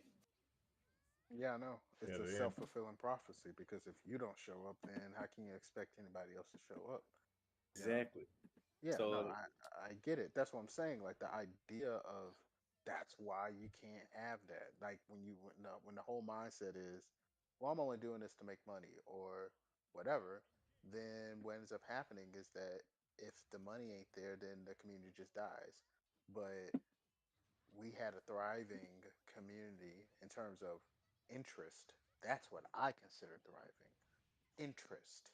interest, People are, drive, and passion. yeah, people wanting to like I'm gonna show up here. No, I don't care because I just want to play this fucking game. I think like whether a game is successful or not really depends on the game. I think that's the primary thing. I know it sounds obvious, but if that game ain't something that makes you say, I'm gonna turn this shit on, I don't care who the fuck doesn't turn it on. Like I don't care if no one plays it. I'm turning this shit on. Like I feel like a lot of people don't understand that because there just have not been any games like that recently. There have not been any games that make you say, I don't give a fuck if no one's playing this. I'm playing this shit. You know? But back in the day, that's how the games were. They Because were the that game would get fucking shut down. good. Well, it's not even just like they weren't gonna get shut down. They were just fucking super good. Like Soul Calibur 2 is a fucking great ass game. Like I didn't I'd be happy if no one fucking showed up. But that's the thing, you had the opposite problem. It was man, I want to play, I want to stay on this fucking arcade machine on Soul Calibur 2 forever. Then some asshole shows up and it's like, oh fuck. Now I got to be to be good to stay on the fucking machine. Otherwise I'm gonna get knocked off. You know? But if you were to make a Tekken 8 arcade machine, that shit you'd be on there all day. end. You'd have all the time in the world. And that's why arcades are dying. Arcades are dying. And people say, oh, it's because consoles exist and shit. No, because consoles cannot bring community in the same way that arcade can. Arcade brings community, but because the idea of an arcade and what makes it attractive to if you're trying to make it attractive to somebody, what makes an arcade attractive is that people are going to be there and you have the cover of that where if no one is there, if the game is really sick, that's why the game has to be really good. If the game is really good, you get to play this game for $1, where you've had to pay $60 to play this game. Now you only got to pay a fucking dollar. You can play a shit all day if you want to, because no one ain't showing up. Well, if you got that type of deal, don't you think other people gonna try to fucking show up? They're not just going. Other people ain't gonna just let you play Tekken 8 or whatever, the newest version of Tekken 8, and for $1 for free. No, they're not gonna let you do that. So it's You like sitting here for 10 minutes? I mean, 20 minutes, an hour. Give me about $40. it's like what I'm saying is that other people will show up. Other people, because they don't want to do that too. And so, like, there you go. Now you have an opponent. It's like, but these games are not good enough. Like these games now, they don't compel you to turn the game on. I think it's also Like, players too, because like I went to Southwest or whatever, not as a student, but they're doing trying to do this esports thing. So I took some of my PC setups up there to help them with that, and there's a lot of people to sign up, like sign up as like, yeah, I like games, but when it came to like, so who's competitive? it's kind of like niggas fiddling their fucking fingers. It's like, so are we? You know, this is like we're trying to do like competitive play. Why did you sign up? Because you like games? Intention is much different. Much don't make sense to me. What's the name? I didn't know. And besides the point, I didn't know Anji was bisexual. No big deal. But we already know about the retcon on Bridget. Oh, you're So talking about Guilty Gear. I mean, that whole thing, the anything with the game, the lore in that game is to me is like invalid. Like like, it don't even probably, exist probably, really. yeah, it probably is not real. It's like when it's like, oh well, like in Strive, it said it's like, oh, it's probably not real. They probably just changed it for that game. Yeah. Yeah. So like, there's this dude there that was playing, and I'm playing. This is when Bridget was out for about a few months or whatever. But I was playing because I used to play Bridget in next two. Bridget, Angie, and who was that? Fucking Justice. And this dude came. Oh, you play Bridget too? Like, yeah, pretty interesting. So you're Yeah, I gay? like this. Like, huh? So you're gay Yeah, too? and that's the thing. They're like, "Hey, you gay?" I'm like, no, I fucking like the character. And now I started thinking. I'm like, damn. I can't play certain characters because now niggas gonna be looking at me like, he might be down with it. Like, no, I like Booty, the character. booty. I like booty. I actually missed the fucking bear. They took all those moves Booty away. is more What's in important than water. A booty warrior too. I'm something of a booty warrior myself. So it's just it's all like, are you here to play the game, or are you here because any reason outside of fucking playing the game? Yeah, some type of agenda. That's Yeah. the name Yeah, of the game. That's the name of the game with everything today, man. It's always some type of agenda. It can't, You know. it hadn't been about the game for a long time. Now that the games are even shittier, it could be more blatant because they'll tell you, they'll let you know themselves. Like, man, you're not here for the game, are you? You're just here because you're a fucking faggot. It's like, Well, that's the thing. It's like again, like in the past, the people who are playing the games and the people who are making the games had enough of a separation that like they had a healthy separation from one another. That when they were making it, they didn't have to also contend with fans. So they were able to be creative and like what do you call it? They could be in the experiment. zone. Yeah, experimental. They could do what they're trying to do without the constant hounding of fans, quote unquote fans, right? And so it's like that shit does a number on a creative person. Like it's weird because people I don't think they think of people who make games or people who make anything as people no, sometimes. it's a Like product. You're supposed to be serving me this product, and I'm waiting yeah, on you to serve me the product. You already pushed the release date back twice. Now you're wasting my fucking time. I'm gonna keep yeah, going to work and save up the money for the Switch too, but still. it's like that's exactly how they think. It's like this is just a product, and you're making this for me. It's like no, no, no, no, no.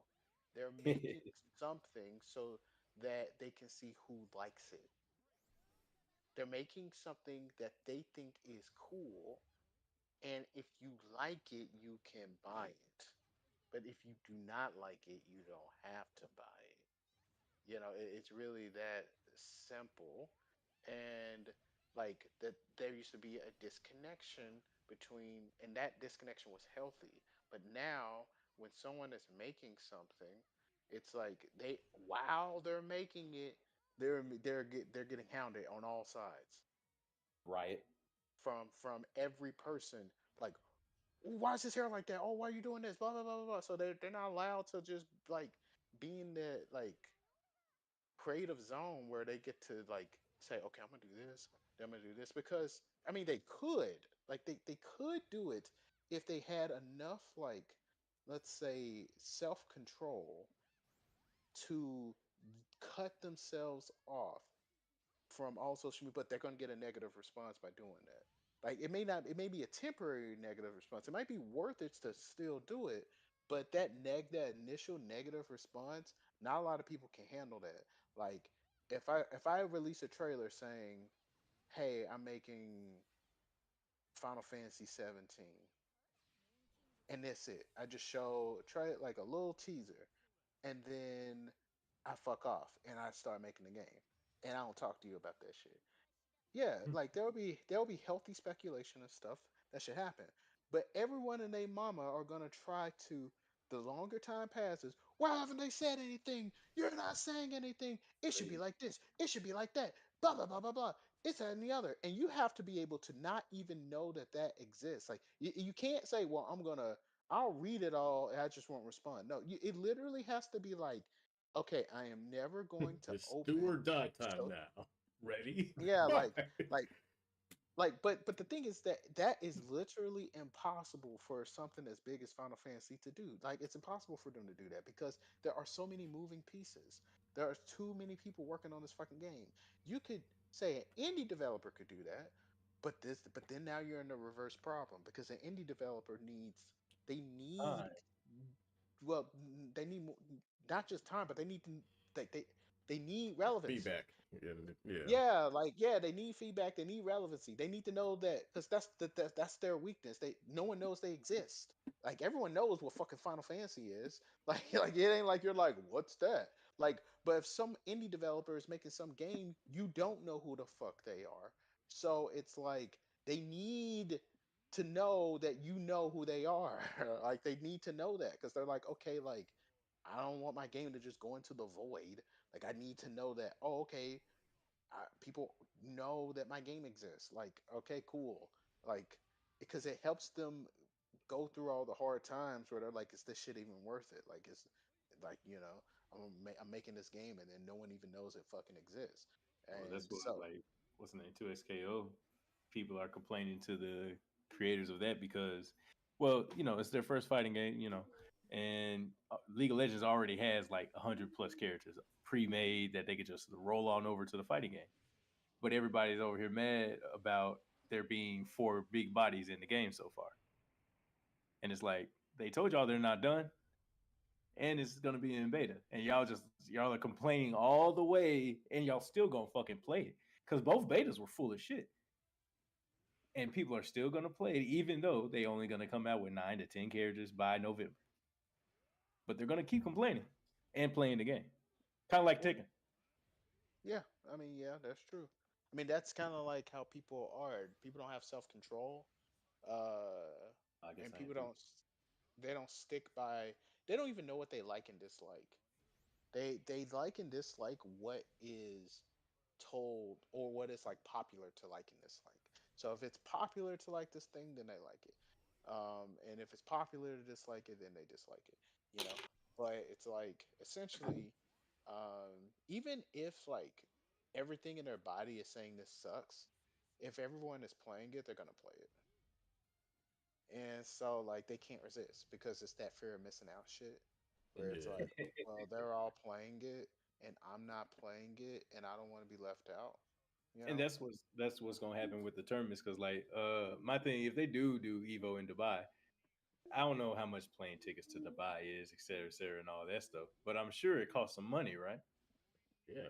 Well, I mean, yeah, sure. I don't think that those tournaments are going to turn out too well though because Same. okay. Or Um they run a event on the Mar-a-Lago. what I'm saying is that like everyone America is kind of like like the meet me halfway idea. It's like that's what America is. America is the meet me halfway. And so it's like people are willing to come to America for events, especially like Evo, it's on the coast, it's like right there.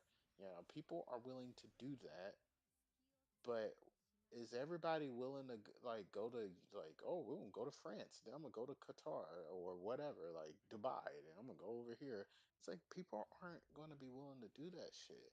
I'm And the sure they people have who an American are, branch with an American Evo still. you said what? I said I'm sure they're still gonna have like branches like they did got Evo Japan going. I'm sure they'll eventually just turn into like a Evo Dubai, Evo America, something like that. Yeah, that's what I'm saying. Like I'm saying like all of those other Evos are not going to do so well because it's like people are willing to come to Las Vegas. That's fine. but I'm saying that like the majority of people are not going like the majority of just think about it, like the majority of people who go to Evo, they're not top players. They're just people. You know what I mean? Convention. Yeah. Yeah, right. And so what I'm saying is that like, but the people who are going there, they are going there to see the top players too. Like they're going there to see all of those people because they're most likely going to show up. Oh, like a But fan. well, yeah, right. But do you think like the mighty Keith is going to show up to like Hell, yeah, exactly. Like, but that's the thing. Like mighty Keith will show up to Evo Las Vegas. but that's it. That's what, so when you have less of those people showing up to Dubai because they're not about to buy a plane ticket just to go to fucking Dubai, you know, like then that is going to make the normal people who want to go, they're not going to travel around the world. So the Right. only people who are going to be there are the locals and maybe like Europeans that can easily like, they don't have to fly or the flight is like not so cost so much. But even then, it's like what there are like when you think about like European FGC like people that are popular that you want to go see. Can you think like I can think of more fucking Middle Eastern people than I can think of like actually like Europeans. It's like, So what I'm saying is that like all these different Evo Japan works because it's fucking Japan. Yeah, it's Japan. People want to go to Japan. They will go out of their way to go to Japan because Japan is nice. The Yeah. country itself is really, really great to just be in. It's cheap, and then that's the home of all of the greatest fighting game players. So they're all gonna be there. Do they still not pay money in Japan for tournaments? What you mean just regular tournaments? I mean for Evo Japan they're paying, but like, Oh, for yeah, they're definitely paying. I just know they got like some kind of laws against gambling type deal in Japan, so they've been doing it a specific kind of way, unless that's just Smash Bros. Yeah, like yeah, for because that's like an event. So yeah, they definitely paying to get in there, um but what I'm saying is that people will go to I think like they think that oh look, Evo Japan is doing so well, so we should have an Evo like France and an Evo this and it's like bruh, no. Expanded, and then it's gonna. I mean, it popped back in like COVID time. The only thing in COVID time, esports was still going downhill. People just started doing content creation. So then esports kind of not necessarily pivoted, but content creation helped keep esports, what's the name, defibrillator. I mean, yeah, it's like it's more so it kept those people alive, like those particular. It ain't like all of esports is fucking thriving because Justin Wong makes videos. It's Yeah, like that's what I'm saying. Like the FGC esports is now just the content creators, like you said earlier. So, because like, why is Max streaming a tournament that's or streaming? He gets the Tokon stream. Yeah, cool and all, but like anything else, like RDC being there, like RDC's never been to fucking Evo. But after they do two tournaments at their convention, they're like, let's go look at it. That's what that was. yeah, And people that were going to the art DreamCon to play in the tournament, it's just it's like a small regional type level. But from people's talking, it's just a disorganized event, and it's just a bunch of people in the place just doing stuff. And I get it, and that's what all of this stuff kind of like turns into, in my opinion. yeah. But I don't think people gonna really care about bringing anything back to grassroots because people uh, they want to be content creators, but like, is that content creator shit's done now? Because people, you really just content creating for yourself, and if you ain't popping like that, you go work your job. But no one's trying to really go to grassroots outside of Smash Bros. But I've had people be like, "Oh, this is all nice and all, yeah, this is pretty cool," and I never see him again. And in my opinion, I think more people are ashamed of being losing in public than they are to support grassroots. You know what I mean? Well, I don't think that competitive fighting games is for everybody. In fact, I don't even think let me restate that. I think that competitive fighting games is only for a very small minority of people in the world, in the entire world. But what about the people that pretend that they're competitive fighting games? Well, I think that they do it because they think that that is the only way they can have a relationship with fighting games. But Yikes! but they like fighting Well, games for hold on, any hold other on 1 second. way. You said the audio is low, like the talking or the game? Because I got the game turned all the way down, so that we can like talk. Let me double check the audio on YouTube. Shit with fighting games. Ain't gonna get twisted But at Ethan, sir. but they Yeah, I think. Wait, it's us. Let me turn y'all up a little. Okay. Now say something. Mic hello check. hello hello So that we can like hello. talk. All right, that might be a little bit better. Sorry about that, Torchy. See if that's better. But what was it? The people that are complaining and whatnot and saying, "Hey, go to your locals." They probably have no idea about their locals. And then being the person that's running tournaments and stuff, it almost it's hard for me to not take it as disrespect or ingenuine or like backhanded. Oh, this was going on. It's like, yeah, you knew. Because someone asked me today, like, "Hey, do you ever do Grand Blue tournaments?" And I'm like, every month for the past year and a half. That's the only way I can answer it because I don't want to just say, "Yeah, I do," and then they ask, Yeah. "Oh, when?" Because it's like I don't know. Either I get when people don't pay attention, but at some point in time, it becomes ignoring. You know? Well, yeah, I mean, Yeah, you have to judge people by what they do and not what they say, right? So if they're shit, I not do showing both. up, Yeah. then First, it's what like they say, and then what they do. it, Yeah, it's fucking like life. if they are not showing up, then they're not interested. Like, I'd rather them say they're not interested than saying, "Oh yeah, I'm gonna be there," and then say "fuck you." yeah, yeah, but that's how normal people are. So you just got to be Yeah, that's how normal people. That's crazy. Yeah, but like you're looking at the world the way it should be, but that's not the way that it is. Like people don't like to deal with confrontation. So like they will Huh. be polite so that they don't have to deal with to confronting the fact that they are not showing up to the thing and you are running it. So they're going to feign ignorance so that they can avoid the confrontation of having to explain themselves, you know? But that's why I said just ignore what they're saying. It doesn't matter because it's just going to get you caught up in some shit. Just pay attention to what they're doing, and it's so much easier to like actually understand what people want and what they are like. Oh, I don't even be You caring know? what they want. Like I'd be there. I tell them like, "Hey, I'm be there with the PCs. You show up if you show up.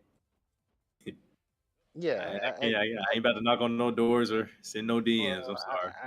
yeah, I didn't mean it like that. I just meant more No, so, that's it. yeah, like, yeah, this guy's not showing up. He's not interested. So, I think that a lot of people, the problem I kind of have with the competitive community, or like, no, let me scratch that. That's not what I meant. The problem I Casually have competitive.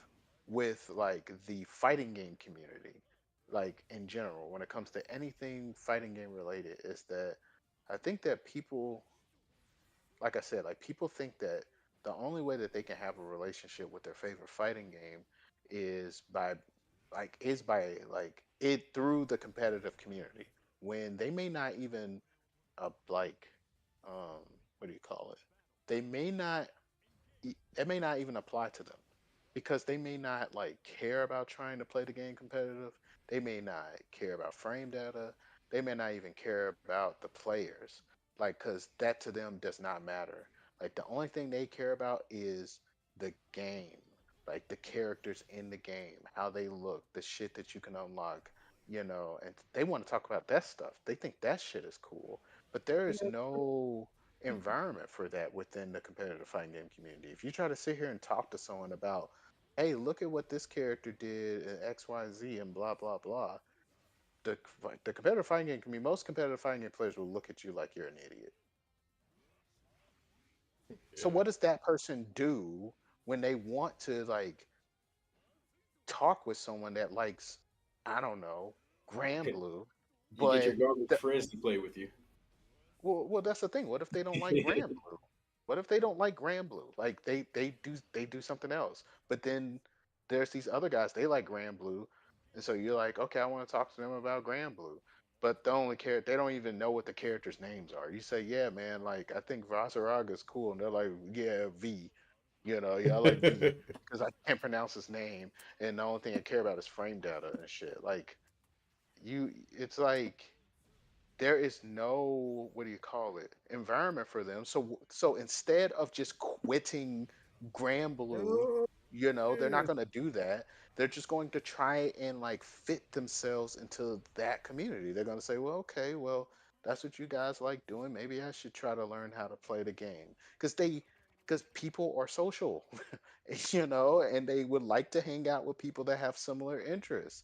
And so if the only way that they can hang out with someone who likes Grand Blue, because they finally found someone who likes Grand Blue, is to learn how to play the game, they're going to do that, but they're going to do it in a way where they're never going to actually learn how to play the game because they're not interested in doing that in the first fucking place. They're just doing it so that they can hang out with you. And that is not understood. That is not understood by the like fighting game community, because the only way people talk about fighting games is through the competitive lens. That's it. Anytime it's talked about, it's never like, let's talk about the lore or let's talk about, unless it's controversy. Those are the only two lenses. If there's controversy, then yeah, maybe. But the no, but like let's say like if we were to bring up something else, like if like another game, it could be Marvel Rivals. People talk about Marvel Rivals in all sorts of fucking ways. It could talk about it competitively. People talk about it in a joking meme manner. People talk about it like, oh, these characters look cool. Look at what happened in the comics. This is what this is based on. So you don't have to be a competitive Marvel Rivals player just to talk about Marvel Rivals. But in the FGC, that's not possible. Like, if you show up and say, "Man, I really like Mortal Kombat because of the lore," most people will look at you like you're a fucking retard. Like, so what? So where's that guy supposed to go?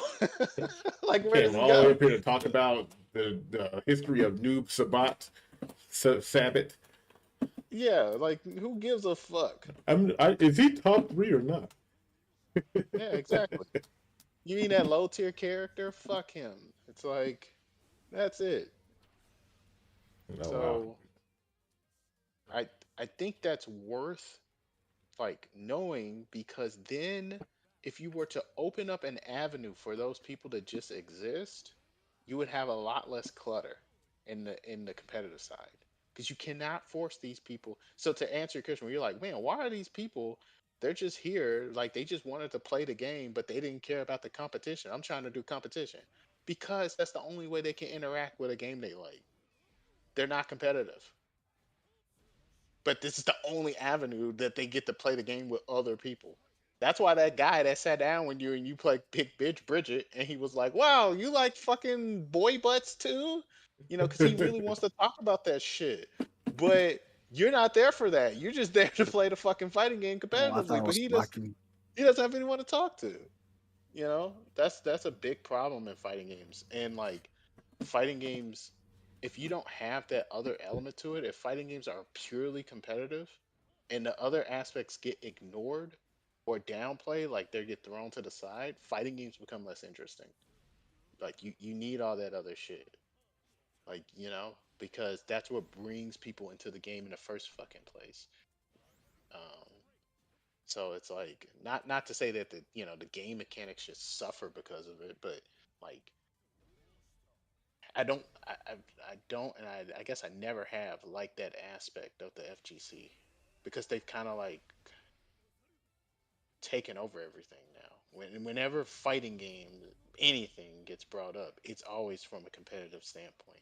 It is never really from the standpoint of any other thing about the game, unless it's controversy. Damn. So You're right there. You got lucky right there. Mashing the hell out of that crouching medium. Yeah. Well, let me ask this, because like that all that makes perfect sense. And when I kind of think about the way it was back in the day, outside of like our just friend groups and stuff, like for example when we talk specifically about Soul Calibur or specifically about Dead or Alive, but in the broader FGC, I don't think that was ever really a thing that It was never like was. common. Yeah, Yeah, you're right. It never was. But the difference was that you could speak to people outside. Okay, this is what I get what you're trying to say. Like yeah, you're essentially asking, well, what's the difference between now and back then, right? Well, in the FGC, nothing. Nothing was the. It was the same in that regard, but you didn't have all the filler people, right? So back in yeah, the day, the people who were in the FGC, they were only the really competitive people. They were just the people who were there because they really wanted to get good at fighting games, right? But now you have a bunch of people who are here in the FGC that aren't that at all, right? But you would find that same guy back in 2002, and he wasn't an FGC guy. He wouldn't even call himself an FGC guy. But you would find him. He would have a copy. You would go over his house. He'd have a copy of Soul Calibur 2, and he'd be like, "Man, yeah, I really like this game. It's so cool. This character's so cool," and blah blah blah. And you would have a conversation with him about that. But he wouldn't yeah, know nothing about the competitive side. You wouldn't even want to talk. If you brought it up, he'd probably be like, he wouldn't care that much, you know. And then that'd be that, and let's say you go to forums, you go to like 8-way run and shit like that, right? It's like there would be areas where people would talk about that stuff. You could talk about that stuff, but the problem is that like they always got shadow on. Like whenever like those two, like, what do you call it, communities meet, the competitive people would make the casual fans feel like they were idiots for wanting to for liking the story in this fighting game, right? And so that would make the other guys say, "Well, I can play the game too. I can learn how to play. I'm not. Yeah, you're right." They will feel insecure essentially, and they like, "Okay, I'll play," you know, and but like that's not their main motivation. yeah, And so like now because like the whenever fighting games get brought up, they're brought up from the personalities, and the personalities are usually people who are either really good at the game or they're talking about it from the perspective of being good at the game. That's it, But in the past, you would talk to someone and they would be a fan of whatever fucking game, but that didn't mean that they were necessarily like a fighting game, like a FGC person, like competitive FGC person. They were just someone that liked Mortal Kombat because they thought it was cool. Like Mortal Kombat is a perfect example. How many people did you knew back in the past that like they loved Mortal Kombat, but they weren't a competitive, trying to be a competitive Mortal Kombat player, right? They just yeah, thought Mortal Kombat was cool. Like, man, Shaolin monks is so cool and shit like that, right? yeah, Like, that's what I'm saying. You don't have that now. Anytime Mortal Kombat's brought up, it's pretty much brought up from a competitive standpoint. yeah, exclusively. Yeah. 'Cause- Well, I guess the question is like with let's say my perspective as far as like what can be done about it, because I think I'm mostly kind of talking about it from the competitive, because this is mostly about the fighting game, just fighting games and Right. bringing it back to fighting games. Right. But as far as like let's just say in a scenario where we're trying to rebuild, I guess, the grassroots appeal, Hmm. and if we're doing that for like let's say the future FGC or whatever, like I don't like just kind of looking at it like that, but just for the sake of argument. I know what you're saying. Like, yeah, for Yeah, the sake of example in a conversation. yeah. So if we're like trying to do something like that, and it's a case of we can't control people, but if we're trying to build something like that, the way we would be going about it would be like, I think just trying to set that up as the what do you call it, the expectation moving forward. Like if we're gonna play, let's say Only Joe's gonna do another tournament, or this is gonna be his format from now on. It's like, yeah, we're mostly focused about just like the fighting game aspect over here. Right. So just moving forward, like we're not even gonna bother with the whole drama when it comes to Saudi Arabia or any of that shit. If we're just trying to build that just, from the ground up over again and kind of, do you think it should be more of like a limitation rather than just like a statement? I feel like again, my whole thing is that it starts with. I know this may sound like I'm sidestepping the question, but I'm not. Like I'm really trying to answer it, but I think it really does start with the game first. Like the game has to be a game that is so good that it does not matter. You love that game. You love it. Like you love it. You think about it every day. You wish the characters were real. That's what I'm talking about. People don't get attached to games like that no more. I mean, you love it. You love it to a cringe degree almost. You love the game, okay? That's what I mean. Seriously, like the games have to be very fucking good. All right? Once we have that, a lot of stuff solves itself because if you love the game like Yeah. competitively, right? Then if Oni Joe is gonna make a tournament and says, "Hey, I'm gonna make this fucking tournament over here," you love this game so much from a competitive standpoint, you've been dying to beat someone's ass in this fucking game. You've been looking on days like, well, someone has to be holding the tournament for this fucking game, right? I've been waiting to kill someone in this That fucking sounds like game. the first 3 months of any game. It's Yeah. like but if you don't love the game like that, you're not gonna be like that. So it's like the competitive spirit starts with the game itself. Like I was just watching some old like footage in 1993 or some shit of like a Street Fighter 2 tournament in Japan. And there was like 3,000 people that showed up. And it was like kids. They were young. And they were doing some fucked up shit. They were like good at the game. They were really good. And I was like, these motherfuckers love this game. And like the way the commentator is talking about it, talking like he's commentating over the game and shit, and the way the tournament is like done and produced, I was like, there aren't tournaments today that are made this well. And this was done in 1993. And that comes from Street Fighter 2 was a fucking amazing game in the day. It really was. It was like I mean, it was an amazing game. So like people loved this game 100%. Like I love this game. I love Guile. Guile is the man. That is the dude. He's the best. I'm Guile. I'm gonna fuck everyone up with Guile. I can't wait for to show them this Guile shit. They're not thinking about necessarily like, all right, well, what's the tier list and blah blah blah. They think motherfucking Guile is the best, and I'm about to fucking kill everyone with Guile. Cause me and my boy Guile, oh yeah, we about to kill these motherfuckers. It's like they can't wait. They can't wait to kill some people. They are excited.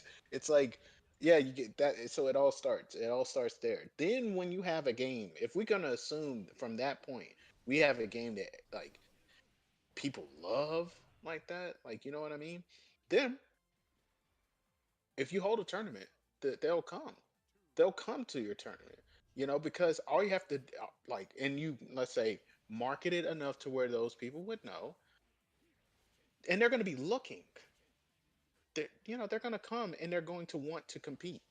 You don't have to motivate them. You don't have to try and like, I'll pay you to come here. Like you don't have to do any of that because the game itself is enough to make them want to show up and do all of that shit. You know what I'm saying? It's like so it starts there. And things like, well, what about what the Saudis are gonna do? And what about bro, I'm telling you, I wouldn't give two flying fucks what the Saudis are gonna do or what Sonic Fox said on Twitter or any of that shit if my game ain't gonna change. If this game is a game I truly fucking love, and that game is still that game after Sonic Fox said whatever the fuck he's gonna say, and it remains that same game 5 years after that shit.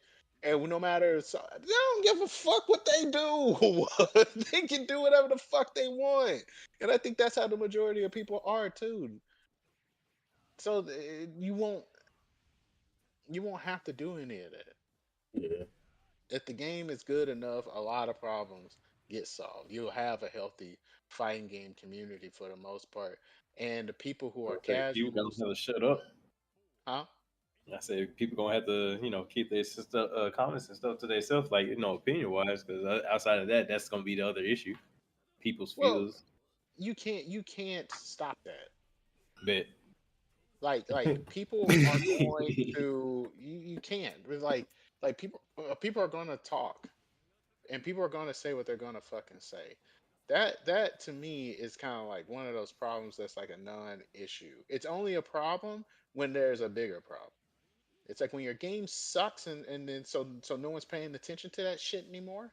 Then we pay attention to other shit that is like tangentially related to the game. So, oh, look at what Punk said on Twitter. Oh no, Punk said this.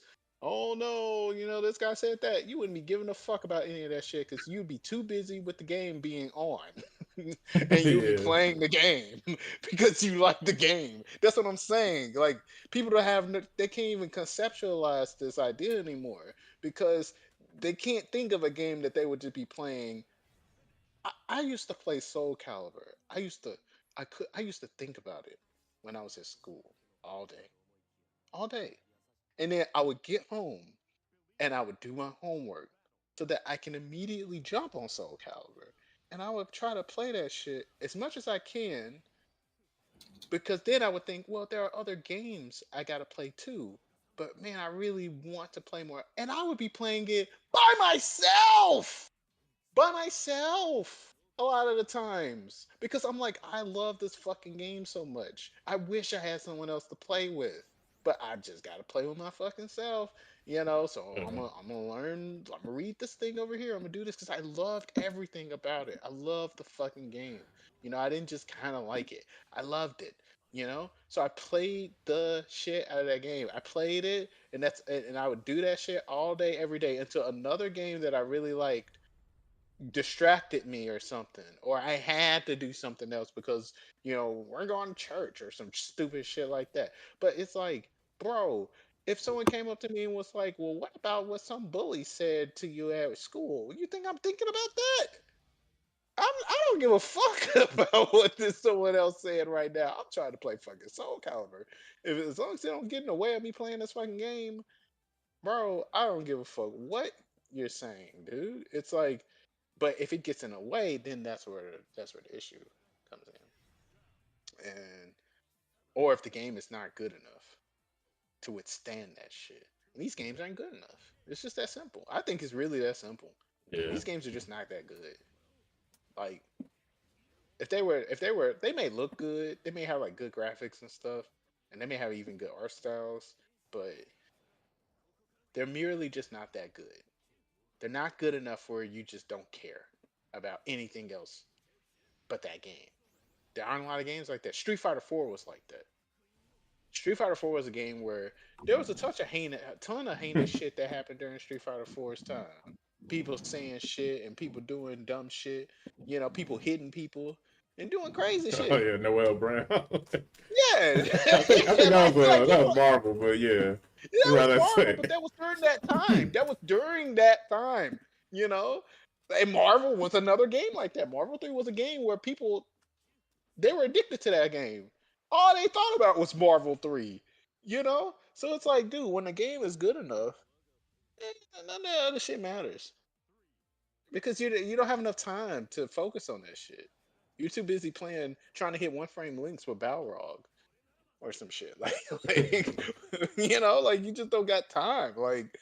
Yeah, Like like when you were playing fucking Makoto back in the day. yeah. I gotta It's get like, this Karatusa thing. yeah, it's like, why would you sit there and waste time watching a YouTube video, a button check or some shit, where you could be watching, Flash Metroid explain how to get this thing to work? It's like that one's gonna be more important to you because this game Yeah, is sick. But you know, So the game has to be more important than what Flavor Flav did or some shit. Like it Yeah. has to beat that, or otherwise, all this other shit you're trying to do to help fix the community and garner interest, none of that matters because it's like it's focused around that fucking game that you're playing. And if that game sucks or it's just subpar, it doesn't matter. Nothing else matters. Like so, like yeah, and we don't have any control over that part. Like whether the game is good or bad or whatever. Like that's the fucked up part. Um, I just think people ain't got no competitive spirit. We're in this environment. well, that's the thing. You can't have competitive spirit for a game you don't like. I don't have Yeah. competitive spirit for Grand Blue. If you said, man, yeah, Josh, man, come like into this carpet. I know you want to No. jump in this carpet. No, bro. You about to taste the wind. Hey, back up, bro. Why are you running up on me? But yeah, because like I said, I regretted not making it to adapt or die. That's how Herbert got second. I was like, man, Herbert won. He just didn't realize it.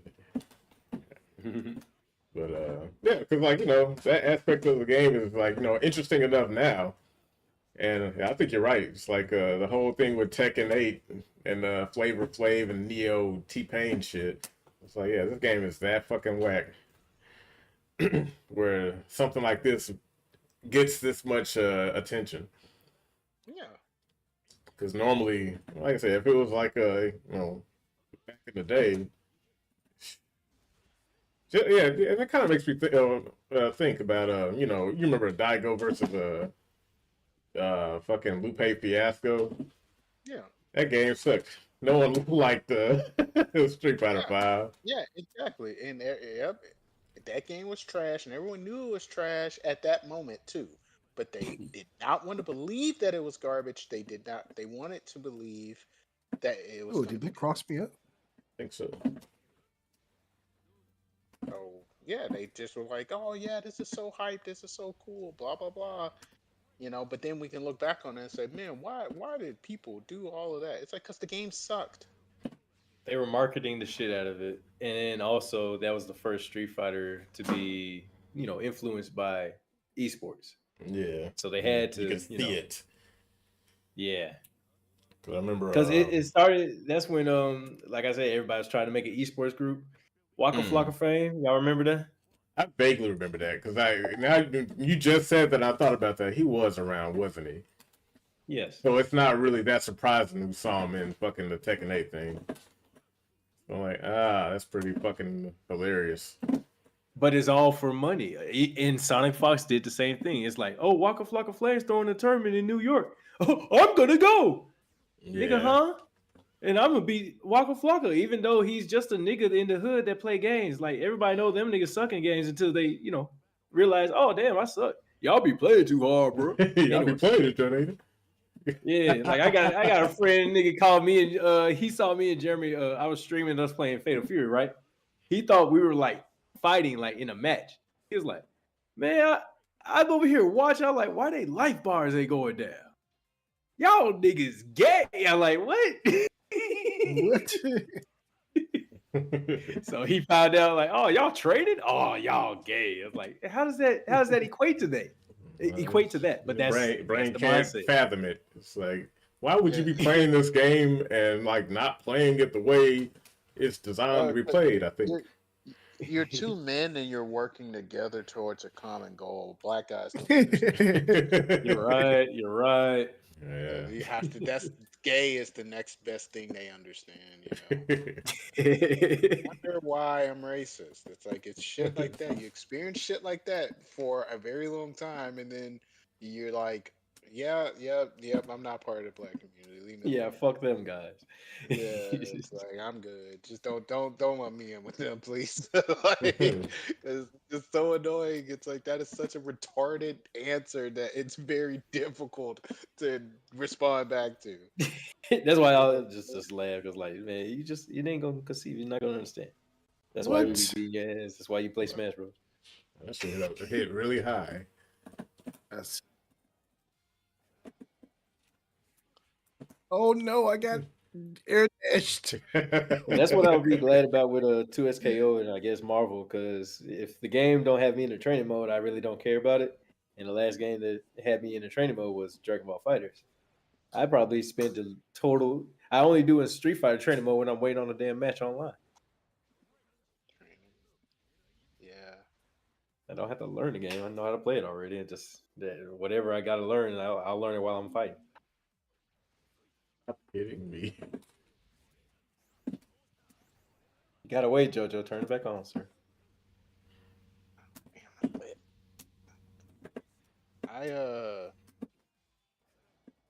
Side note, but have you ever watched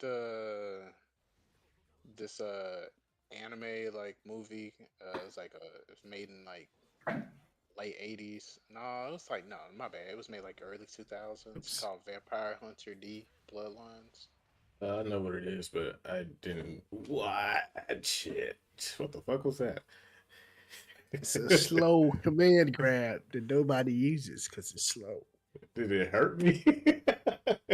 No, it leaves you like open to get comboed though. Oh, okay. I was like, well, I'm dead. And then I just got back up. I was like, oh, okay.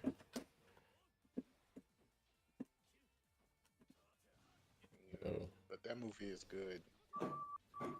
Well, I do not believe that makes any sense, because if it was like a good movie or whatever, I would have heard it on the internet, and that's where the only place to get an opinion. What's the name of the movie, Tevin? Vampire Hunter D Bloodlines. You said Vampire what? Vampire Hunter D Bloodlines. Well, my favorite YouTuber didn't say anything about that, so yeah, Vampire Hunter D is pretty good. Yeah, pretty sick. Really is. I was like, dang.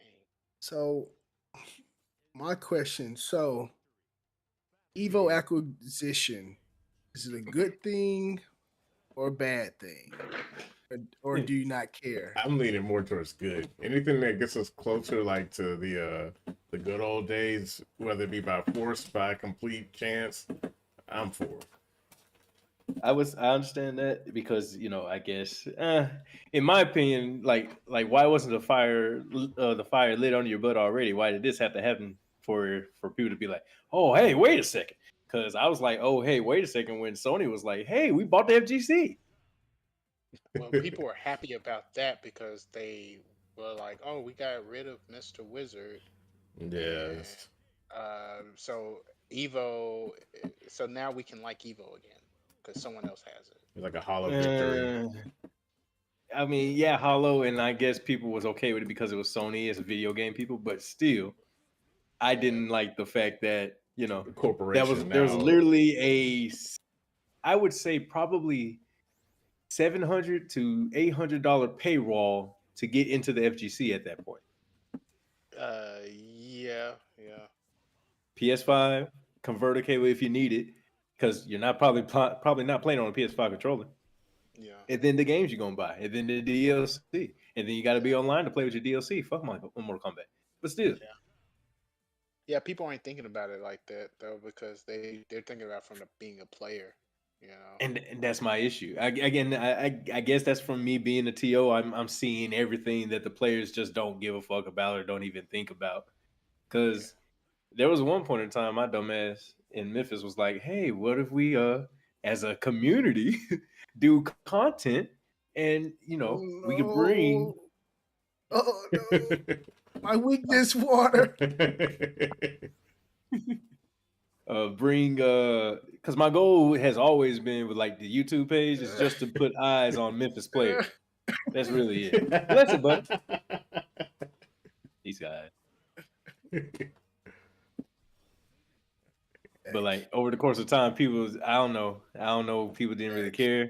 I've had many people come to me and be like, "Oh, hey, I seen so and so on your page and stuff like that." Oh my God! Wow, this is actually working. Water against fire. Who would have thought of? Stop throwing that shit out.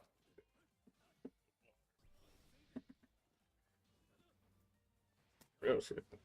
I'm trying to think about back. The reason why I quit doing Smash tournaments was because a few different factors. But Yo, what? there's this one dude. He was like, "You're doing a volunteer job, man. I don't know why you're acting like that." So I stopped running the tournaments, and they had to find someone else to run the tournament. And eventually, the tournament series died. Like 3 or 4 people started coming instead of 20 to 25. Are you saying you were the backbone of the tournament? Not saying I'm the backbone of anything. I don't want to be the backbone, but I hate being the fucking backbone. Well, but you kind What's of. the name? What was it? When my car got stolen, like it was a car got stolen, and it was October, November, December, January, February. From October to February, it got stolen like 2-3 times. Stop throwing that whack ass water. So when it was stolen, and like I didn't have a car, I'm out of commission. The Discord was literally just fucking silent. No one ever said nothing. They didn't even do casuals. And I was like, do I need to like Uber? Why the water still staying out there? Do I need to Uber to the venue in order to run a tournament or something to get you guys to be like, oh hey, yeah, I forgot video games. Yeah. Well, it just kind of shows like, there was no desire outside of, like since you were already doing it. And it's like, well, if he ain't gonna do it, then no one can. No one else has really the interest to maintain something like that long term, clearly. Man, boo. I can't be the one nigga in a city full of niggas.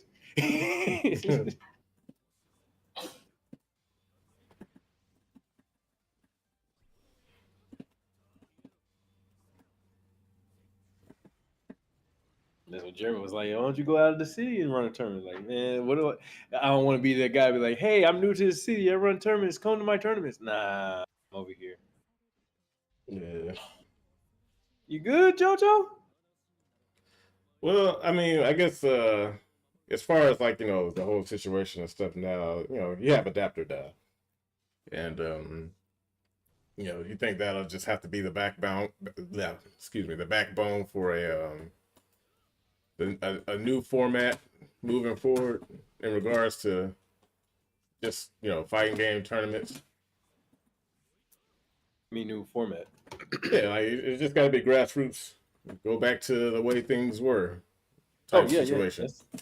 That's how I've always been trying to keep it like that. I don't want any investments, not even from like venue owners and stuff. Like I've had like not venue owners, but I've had people like say, "Hey man, I could give you 1,000." So. I'm like, yeah, no, I can make 1,000, then I'll talk to you. But like, no. Yeah. I'll just wait until I get a check or something. But like, nah, man, I don't want you to invest in me so I can owe you. Yeah, because that's how it's gonna be. Yeah. Okay. And it's like, there's no goal of tons of money, lucrative deals and signings or whatever. Because those are only limitations.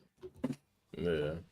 Well, I think that's why I actually reasonable. hate commentary, because commentators, they had to literally water down their catchphrases, what they say, just to keep their commentary job. And that's pretty fucking wet. Like I was telling Jeremy, how many times are we gonna hear ooh, oh, instead of can of whoop ass or some somebody's getting fucked. When's the next time we're gonna hear that? Well, that's one of the things that's what I wanted to say about, commentary, because like I want to commentate on tournaments, because I think, that's something that can be managed.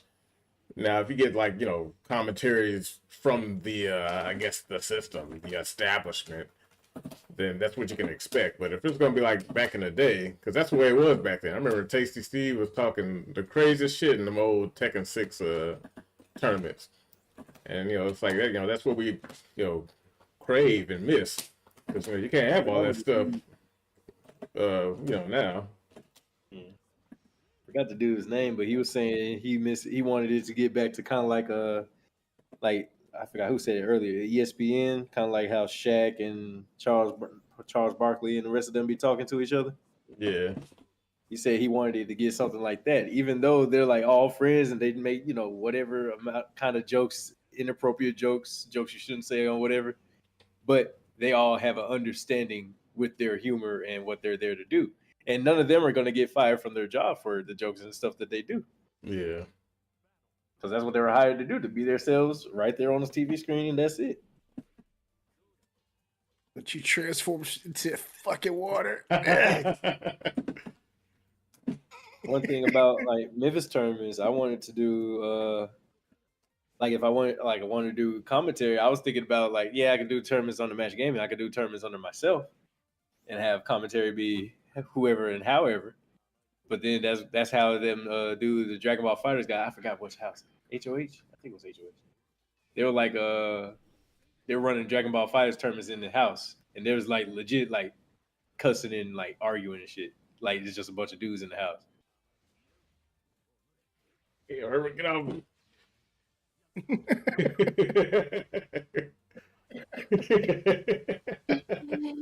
That flame carpet tear your ass up. I know. Cooking the shit out of my damn toes. Please, get off of me. Stop it. Okay, well, I think that's the move going forward. Yeah, it's gonna be something, and it can't be like a case of like, oh yeah, we gotta come together. Like, just do what you're doing. That's the answer. I've been thinking about stopping because it's been 10 years, and I don't know, people don't really be caring like that. Well, I think the question is like, what are you expecting? Like at the end of it, like let's say, what's your ideal successful adapt or die, situation? Like, what is it at the end of the day? It's a slick get back to what it was in like 2015, 16, kind of sort of 17, because I used to at AOD used to have about 20 people per game. And there was one time I think I brought about at least 70 to 80 people in throughout the day. And where was that at? Like, what was some of the other contributing factors to that happening? Well, Dragon Ball Fighters was new. Dragon Ball Fighters was new. Street Fighter V was basically dead by that time, and people were playing Tekken. Really, I think it was that. I think that was it. Dragon Ball Fighters and Tekken. Mm-hmm. So the games. Yeah. Okay. Well, I want to say, I think, I guess one of the games, and, it's going to take, people showing up, going and blah, blah, blah. But, if you build it, they will come type of situation. Been there 10 years. Just kidding. Well, I think you got to temper your expectations. Because it's like, if the game is being bad or like part of the problem, ain't really nothing you can do about that outside of just, bringing back some old games maybe. But, that varies in terms of effectiveness. Oh, you're so whack. Not as whack as Wake Up Ultra. Damn, I had 11 people with Uni. That's never going to happen again.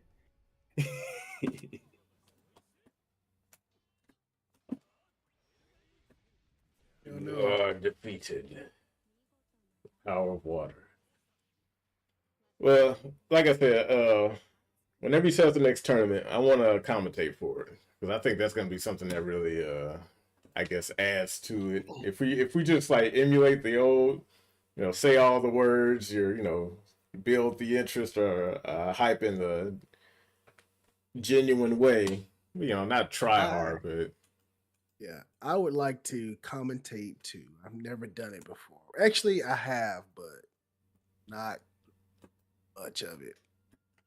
Mm-hmm. Yeah, so because I think that you have to kind of have to, but tying some personalities to your tournament, because it was the same way back in the day. Like Tasty Steve didn't start off as a popular commentator. Same thing with Aries. Like they just did it over time, and people kind of were drawn to that aspect of it, to where it's like, hey, okay, there's a million different, FGC channels that host the locals, but everybody talks like they got a gun pointed to the back of their head. But I came across these guys, and it's just like, oh shit, what the fuck was that? That was some bullshit, but that was cool though. Look at this sorry motherfucker, Wake Up Ultra. Like, of course. I bet you this guy doesn't even know what he's fucking doing. You know, do the post game interview. Did you know that shit was gonna work? Nope. He's taking $15 to go home. So I think that's the way forward. And you know, it's just a matter of, you know, supporting in that aspect. And I think we'll be all right. I think that's the move. Yeah, I was trying to get Jeremy to commentate too, because understand he has so much to say about how bad Tekken is and how bad everything is. Yeah, but Like he Jeremy, play everything. Jeremy is a special case. Like I think he feels more comfortable just talking to people he's around versus because like I don't know if this is still the case. I know it was back then, but when it comes to like he won't talk about something in great detail unless the person he's talking to he can bounce off of. Otherwise, he'll just talk to himself. But he ain't about to just do that with somebody on commentary. Yeah. But let's say if you're doing commentary and the guy next to you is a fucking normie who doesn't know left from right, Jeremy's like, this is dumb. Why am I right here? I can't say nothing to this guy. At least if it was like, you know, you or me, and if he knew I didn't know something, we could still like talk around it in regards to like something else similar in another fighting game. Like I said, if I didn't understand a drive rush, you'd be like, oh, it's like shitty FADC. Like, oh, okay, yeah, that sucks. This game sucks. So, and I think that's like the building part that has to happen when it comes to redefining what the FGC was and can be in the future, despite the whole Saudi influence and esports and all that shit. Because I think it is pointless. Like, yeah, we can look at that stuff, point and laugh, but as far as like, it's like much ado about nothing. And it'll die on its own eventually because of all the shit tied to it. Because the FGC was healthy when it was just the people playing the fucking game. Yeah, they thought Fatal Fury so bad. Well, you know, everybody pull up a fucking image from Steam chart. This is a Street Fighter numbers game dead. Anyway. That's why I was like joking. Like each major has had more Fatal Fury entrants than there has been on Steam charts. So like, it don't matter. It doesn't matter. It's a popular opinion to shit on the Saudi game with the Salvatore Ganichiwa or Ganichiwa. But I don't know. I think this is overall good. I'm glad Saudi is getting involved with the FGC because all the right people are fighting and it's entertaining to watch. I think it's bad. I think them having their claws into shit and their influence over just every fucking thing, even like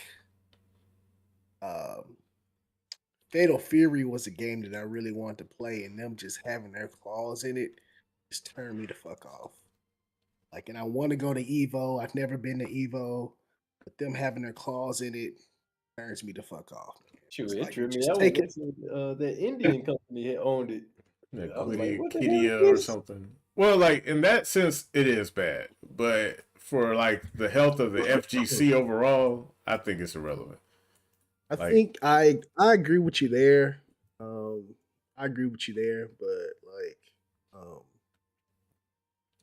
it's still a poison in the FGC. It's still, like I said, it's still gonna pit people against each other. Well, I think the people is gonna pit against each other. Stupid.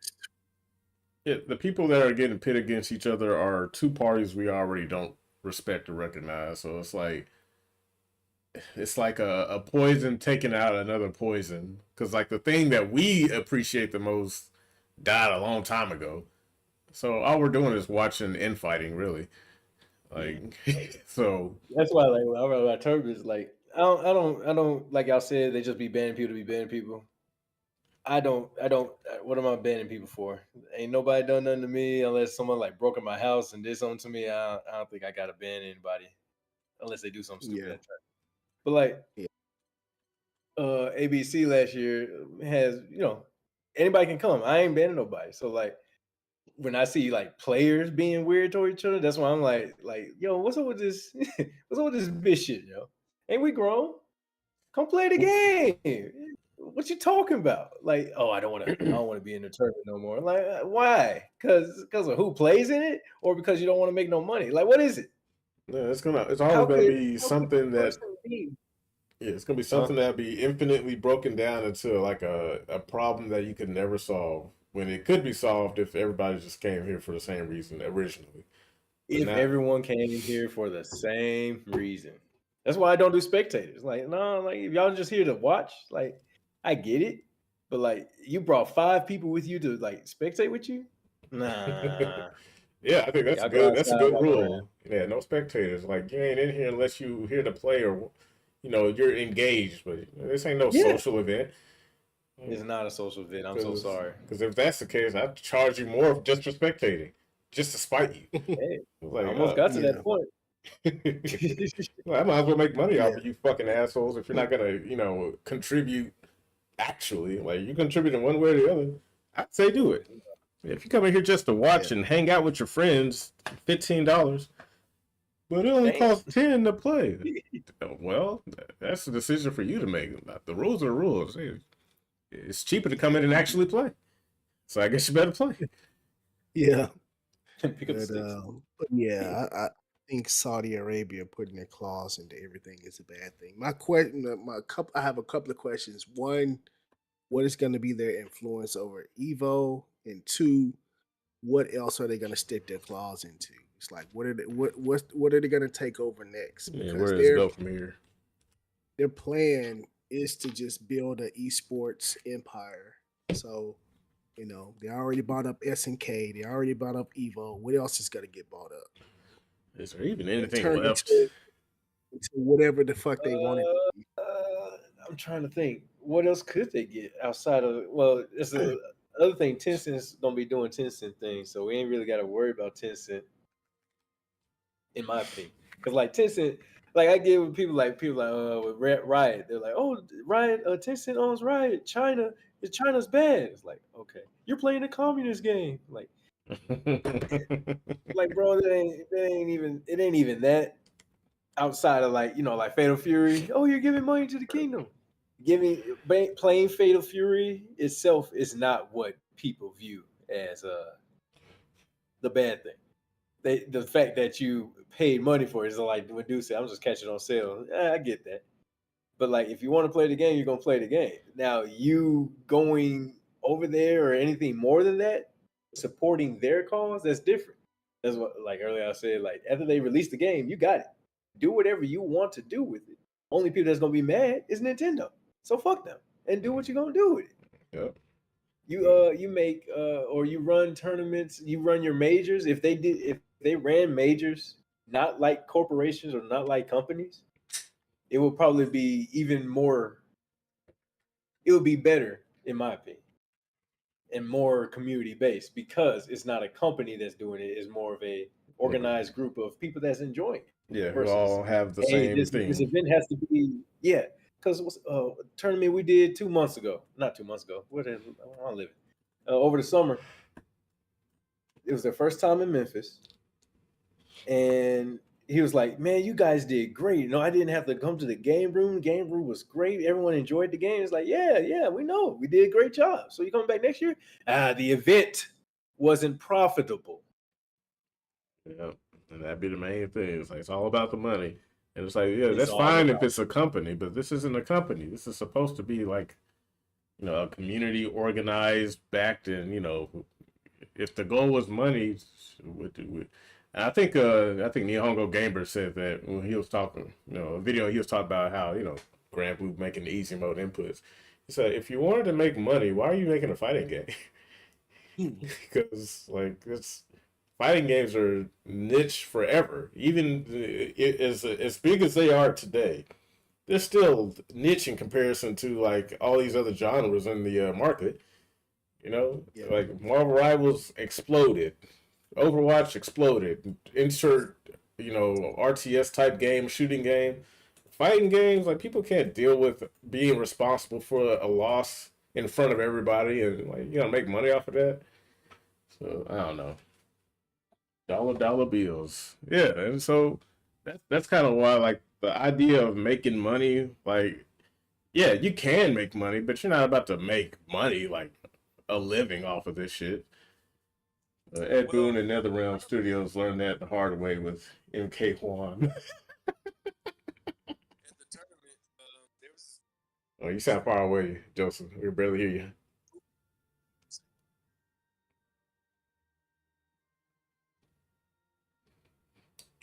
Juan, but not forgotten.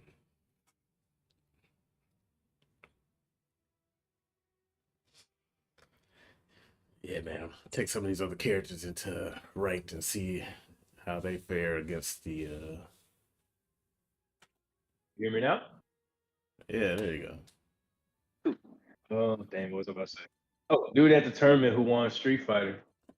And also Nona won Street Fighter and Fatal Fury. I mean, not Street Fighter, Grand Blue and Fatal Fury.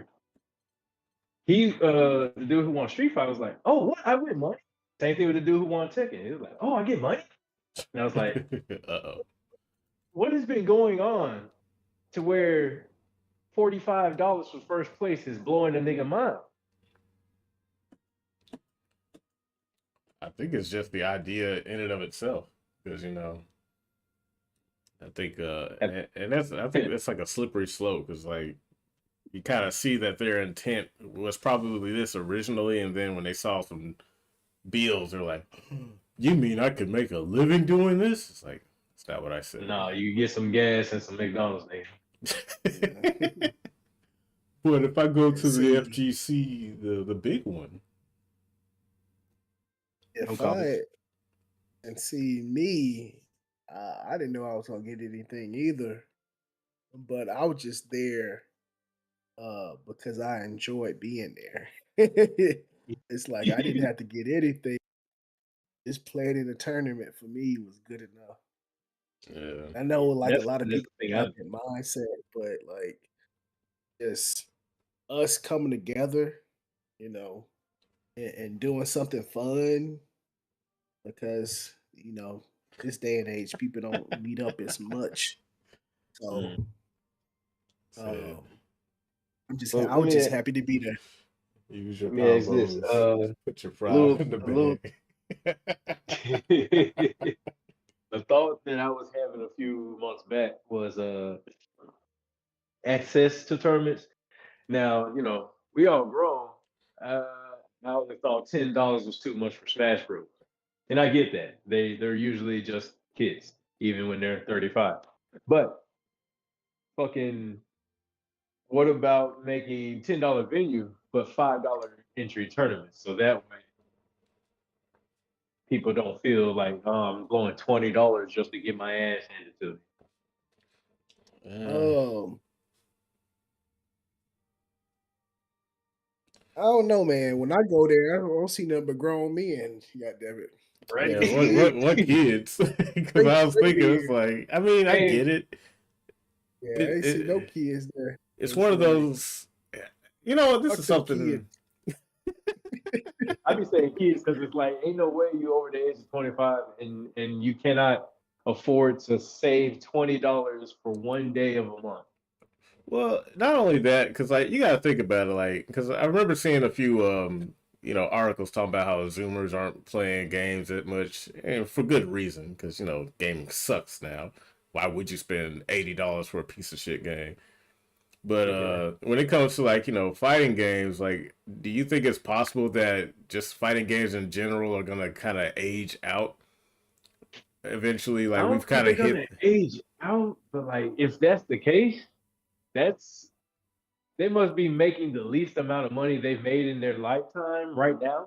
However, making up, at least Street Fighter's making up for it with, pissing off the people who play the game. It's like, hey, when's there going to be more, what's the name, outfits for the actual characters in the game? Here's an Avatar outfit. Give me $50. I'll see you next month. Yeah. I don't. Here's the Ninja Turtles. I'll see y'all niggas next month. Yeah. I don't think they're gonna die out, but as we can see now, they definitely gonna get sorry as hell. They gonna keep getting sorrier and sorrier, and skill level gonna go down. And people gonna think, okay, this is the way these sorry games are gonna be until somebody goes back and play some old shit. Like, damn, this That's shit was exactly hard. what Jeremy said. Yeah. But yeah, fighting games don't keep going.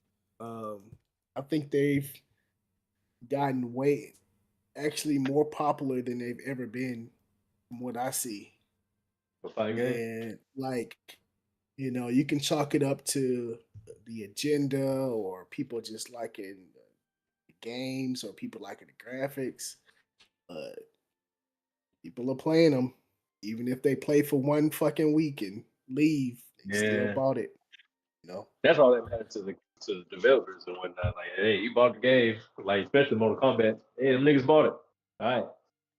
Hey, this is bad. Oh, we know, but it's been more than 2 hours, so too bad for you. Yeah. Well, I don't know. I still feel pretty optimistic given the current circumstances surrounding fighting games. I mean, we're getting back into the tag game, so I feel like there's a little, clear going on. Kind of, in those games, I'm a little iffy. I gotta like play them, but outside of that, it's like, I feel like there's a chance for a resurgence in like genuine interest in fighting games for the sake of fighting games, rather than it being this social event with all this corporate influence and Saudi blah blah blah.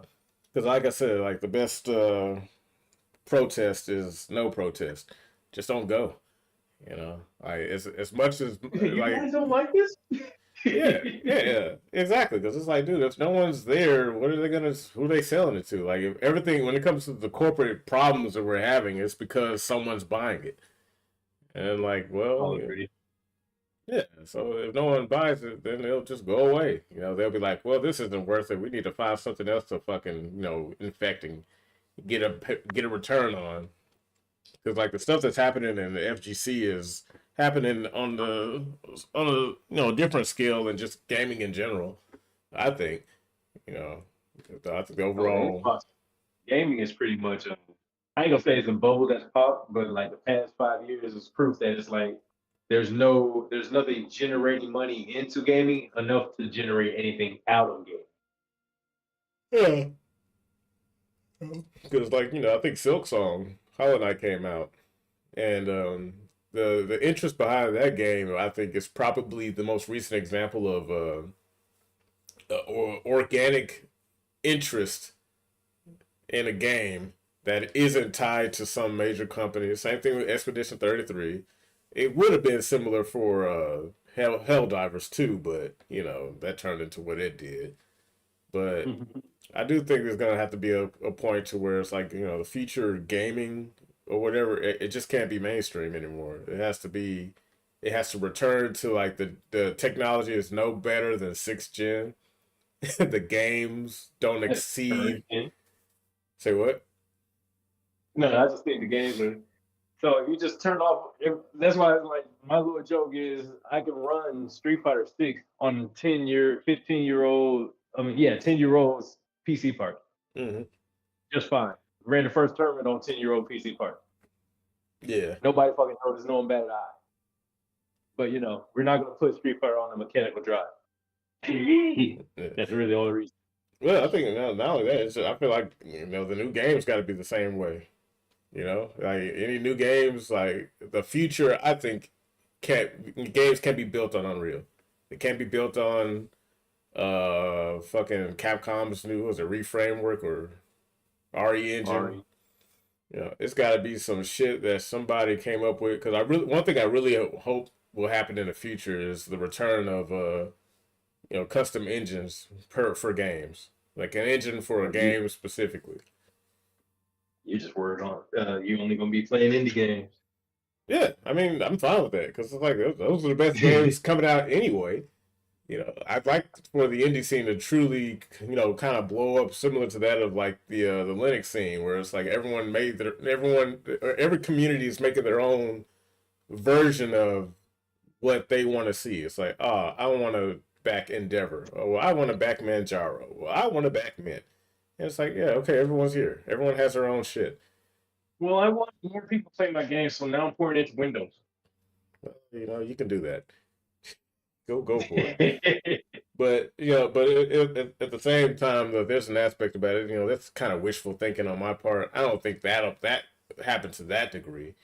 I just kind of wanted to be the same format it was in the '90s because like there's no competition anymore. That's another important aspect that's kind of being removed from the equation. Like none of these major companies or publishers are competing anymore. They're just here, and they all do the exact same thing.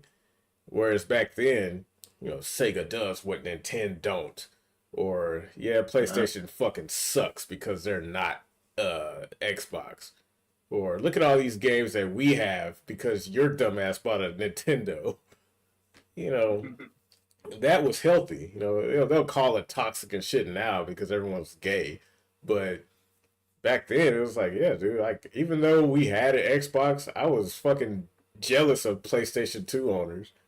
And then when I got a PlayStation 2 and saw Soul Calibur and shit on the GameCube, I was like, God damn it. I can't, I'm missing out. Back then, you know, missing out was like real. It was genuine. Yeah. You know, everything's Like, on everything now. Sapphire Emerald, and Ruby over here playing with myself. I get it. Yeah. It's like you wanted the thing you couldn't have or you didn't have. Now everything's homogenized to the point where it's like, yeah, I don't feel bad that this is coming out on here first because they're going to run out of money and it's going to come to PC anyway. So who cares? Like, I remember back then that was like a genuine like thing to be upset about. It's like if you had one console and the game you wanted was on another console, you'll never see it. Yeah. You just got to buy that console. Xbox got the first, I think it was almost 10 years of Call of Duty exclusives. Yeah, but that's Call Call of Duty. Sony got Call of Duty exclusive. Xbox was like, oh no, y'all giving them too much shit. Yeah, which I thought was weird from the jump. It's like, dude, this is a multi-platform game. Like, who are you? What are you? This is dumb. This is like a shittier version of what we had in the past. You know. So back then it was just like, look, you want to play Sonic, you better have a Dreamcast. Get fucked. You want to play Mario? If you ain't got a Nintendo, you'll never see it happen. You won't even know who he is. Yeah, Kingdom Hearts. Like, dude, that was where like my envy peaked. When I saw Kingdom Hearts, I was like, we fucking made the wrong decision. Like, you know, Dad took me and Jonathan to get the original Xbox, and we saw, like, look, it has all the controller ports so we can all play. Don't get me wrong, I don't regret it. But when I saw Kingdom Hearts, I was like, this was a fucking mistake. I looked at the Xbox, I was like, I cannot believe, because the PlayStation was right there. I was looking right at it. It was sitting right there. And a few months later, it's like Kingdom Hearts, Utani Hikaru, all the things you really wanted, you didn't know existed until just now. Boy, like, that was some money. That was such a bad feeling, man. I'll never forget it. But you know, I appreciate it now, years later, as an adult, because you know that's what made games like exciting. Like I was that excited for a game I couldn't have. They're like, hey, look what PlayStation doing. And now it's like, hey, look what games are doing. Sucking endlessly, just trash, nonstop. It's like every news article is some bullshit. It's like performance issues plague the new old Metal Gear Solid Triangle game. The 5090 cannot run this game at 60 frames per second. They're like, wow. 20-year-old game. It's like we're bringing back games from the past and they still can't run the game well. What are we doing? Making money. What you talking about? Oh yeah, I forgot. Even these nerds that's gonna test how bad the game is, they're gotta pay for it. Yeah, a lot of them just roll with it. I remember I was talking to Tevin about that stuff, and he was asking people about how did Monster Hunter Wilds run. And they were like, it's pretty good. 40 FPS at medium settings on my 4090. What? Like, you playing on a fucking Series S? What's going on? Yeah, like the 4090 is like a high-end graphics card. What do you mean medium settings, 40 FPS? You should be getting 200 4K, 200 FPS 4K. Yeah. No So compromises. upgrade the GPU. I actually had to talk a coworker out of buying a GPU. He got a 2070, but he was trying to play everything on a fucking ultra wide monitor and high refresh rate. He's like, man, I probably gotta go buy another one. I don't know, something wrong with my GPU. Like, no, you just don't know how to fucking use it. That's funny because I was talking to M Trill, and it's funny. He asked for help without asking. He was like, I just have to say the thing, and Josh will correct me. And that's what ended up happening because like he was like, yeah, man, I'm thinking about getting a 5090. I'm like, Mal, you just bought like a $2,000 computer. I don't know if you've seen it, but that thing looks ridiculous. It's got like a video. It's a ridiculous computer. And that's the part of PC building I don't really get into or care about. Because like you buying something for you to look at in your house and then it run game like shit. I don't care. JoJo. Well, then it's not that it ran games like shit. Like it was a good, solid computer. I'm like, yeah, that's I'm talking about for like people who don't know how to optimize their games. I still got someone telling me they got a 4060, but my stream PC looks way better than his. And I'm like, you doing something wrong. Yep. There's no way this 1080p GPU is doing better than your 1440p/4K GPU. Yeah, that doesn't make any sense.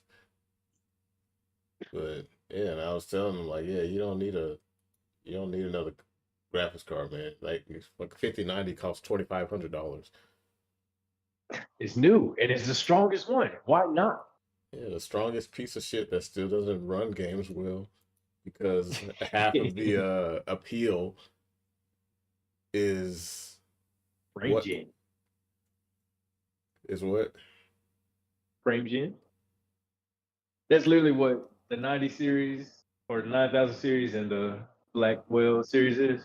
They took away the rasterization and added more. Oh yeah, exactly.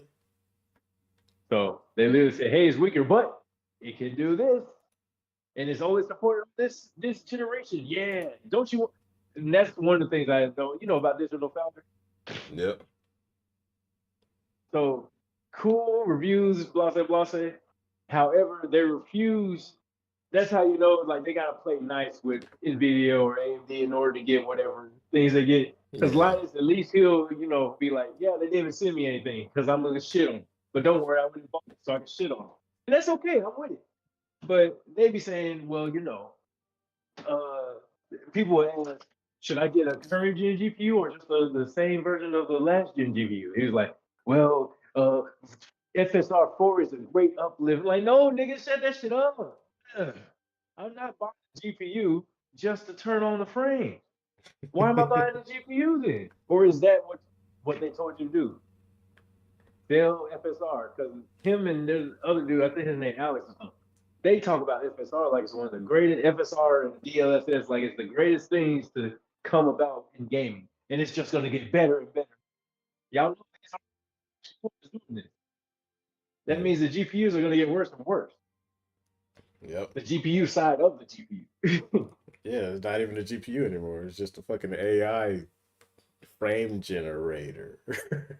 Yeah, like that's why I think AMD's doing the unified. They're doing the unified stuff, right? I forgot what it's called.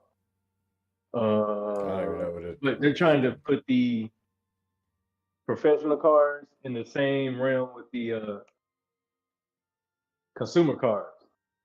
Mm. And I'm like, that's okay, but like, if this is gonna be the same card, it's one big ass die, they're gonna just cut the die size down, the die, deactivate shit all the way down to whatever the lowest level they want to make. And still charge the same, if not more. Because it's the same architecture. Yeah. So that's why I'm like, this is stupid. Blackwell's proof of that.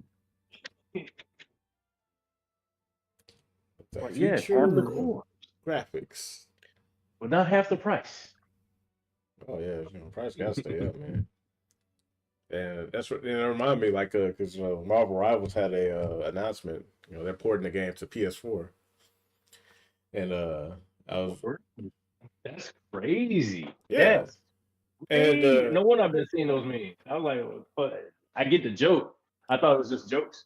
no, yeah, they announced it on their last devlog, and I thought that was pretty cool because me and Cross were talking about a couple days ago about how like old tech is kind of being like we should keep it instead of it being phased out in favor for this new shit. Yeah, But and everybody it's want to make fun of cool, Japan. yeah, and it's cool that you know these guys are going through the effort of I assume optimizing the game for PS4, and I'm curious to see how that's gonna look. Because with the right Man, optimization, you could run most of these games on, especially stuff that came out within the last 10 years. Like PS4 Yes, ain't. yeah, It's it's Marvel only just Rivals a hard already drive. look like a PS4 game to me. yeah. So it's Yeah, like because It's I gonna played play everything like a low. PS4 game and look like a PS4 game. They don't have much to do. yeah, but the only issue I see, if there is one, is just the nature of the Unreal Engine.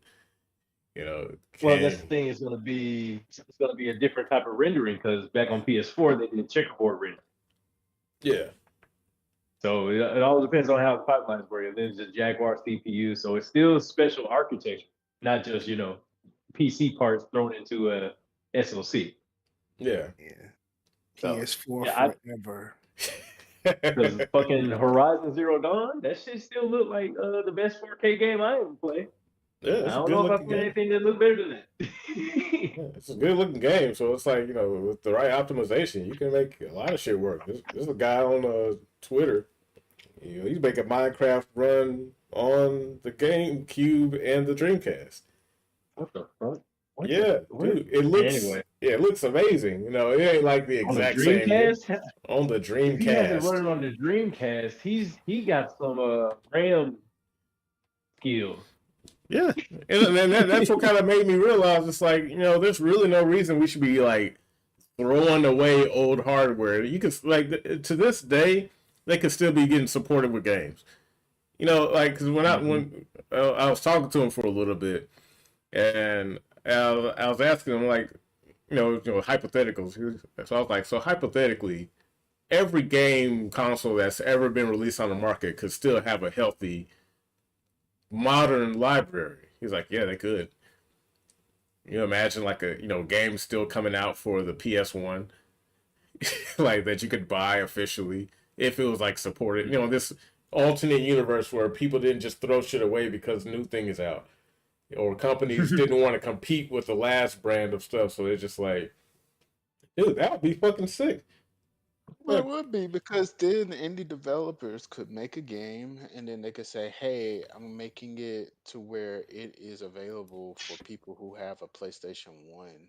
And if you have a PlayStation, they could do something really cool like that. Like if you have a PlayStation 1, you can go buy a physical copy. I made a like let's say like some indie developer, they made a game and they did it like the normal way where you can buy it on Steam and you can do all that shit, right? But what if they just did a special thing too?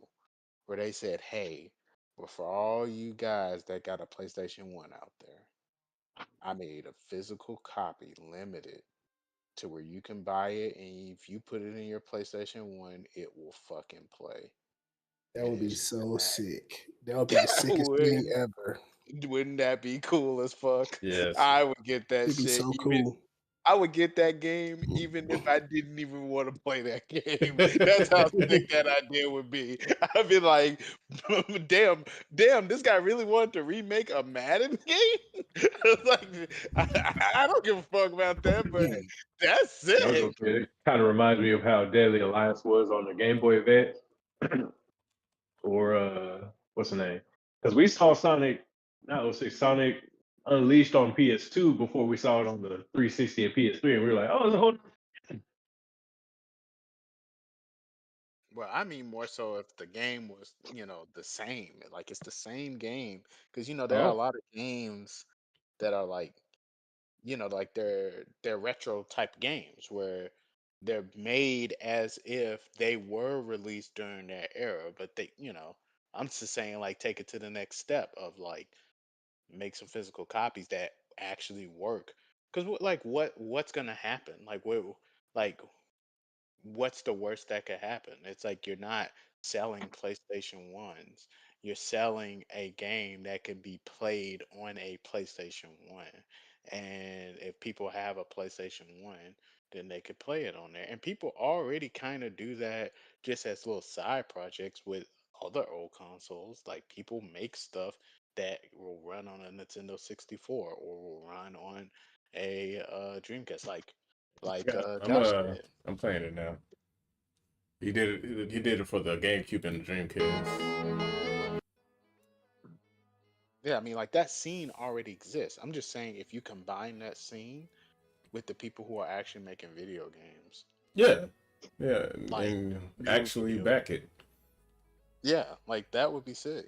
Like I think that that would blow up really, really, really, really big to a point that would actually challenge the main establishment to where they would want to get their hands in it. Yeah, it's Because like, at any time they could just say, "Hey, you guys want to buy PlayStation 1 again? yeah, we can put these We can back make in. PlayStation 1s again. Hey, it's going to cost $1 billion though, but For hey, those of you and, who still have it. and we, and we put a little DRM thingy in there, and we did this little thing, and Yeah, like they would right try to back to where we inshitify started. it. Yeah, Yeah, right. They would And try to no inshitify it, IPs. of course, but like that is something that I can easily see that has a lot of potential. I'm like, yeah, like if you did that, Down that would gain a lot of news immediately. People will be like, especially if the game was good. If on top of that the game was real good too. Like yeah, imagine like, well, Silk Cuphead. Song, it wouldn't that you couldn't really do that with because it's not like a actual retro type of game. But like, trying to think, Bloodstained Curse of the Moon. yeah. Imagine if they had made like an NES cart of that. Like, hey, and it will work on the NES. Nope. Cease and desist, guys. Cease and desist. You Yeah, can't be making games and we not getting no money for it. That's my console. Yep. yeah. I, It's time to get you. I feel like for cartridges, it probably is harder to do, to be quite honest. But like a CD, like anyone can fucking buy. Yeah. Yeah. It's like I Like, was thinking about the cartridge wise, like unless you like make a custom cartridge, but like if you make it like a Game Boy game, do they have a patent on the type of cartridges the Game Boy game cartridges are?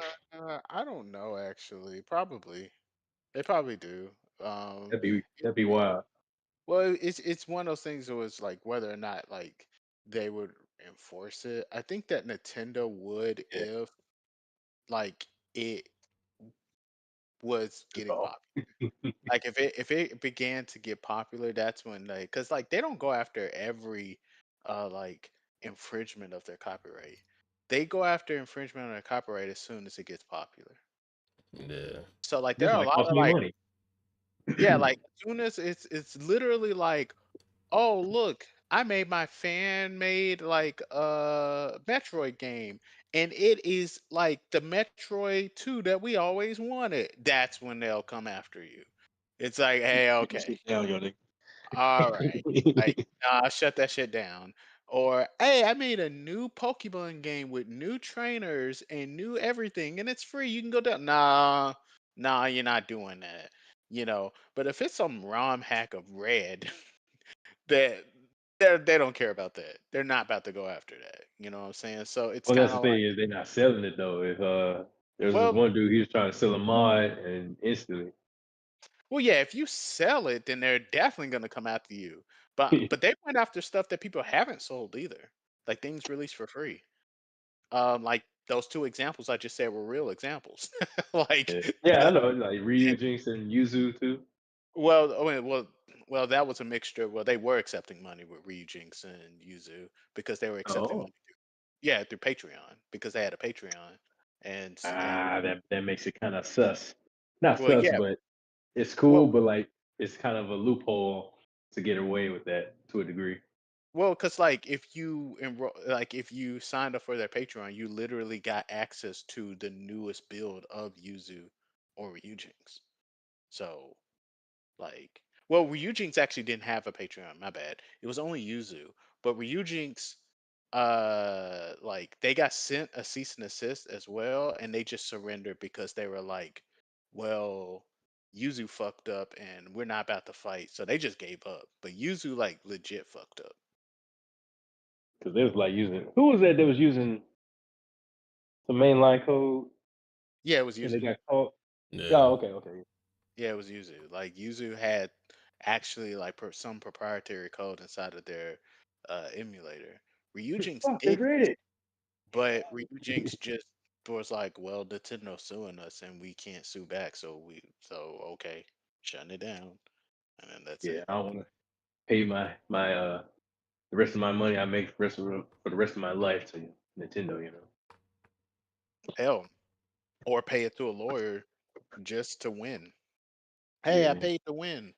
You know, it's like it's It's not really, not really. That's the why a wrong lot of game, man. yeah.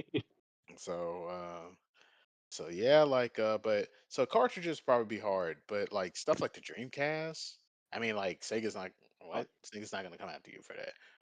They Like probably can't. yeah, it's like Wasn't doing no I think that good. that huh? So it wasn't doing no good. It just hurt them. Yeah, it really wouldn't.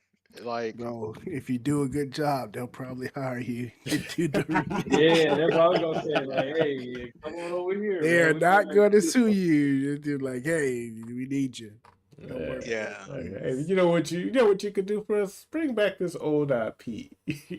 Like, Yeah, I will say like Sega, the way they're like recently, the way they've been when it comes to fan projects is they're like literally the opposite of Nintendo in every way, shape, or form. Like they never sue anyone.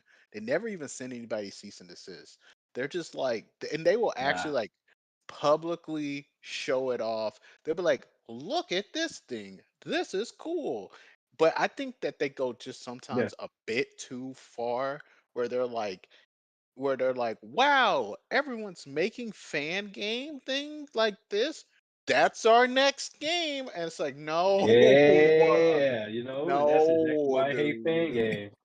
I can't be a No. fan, bro. Because if I was a fan, I'd just be giving away intellectual property like it's fucking candy. It's it's actually fucking kind of genius though, to me. Yeah, it's G's Like, from a capitalist point oh of view. Yeah, man, fan games.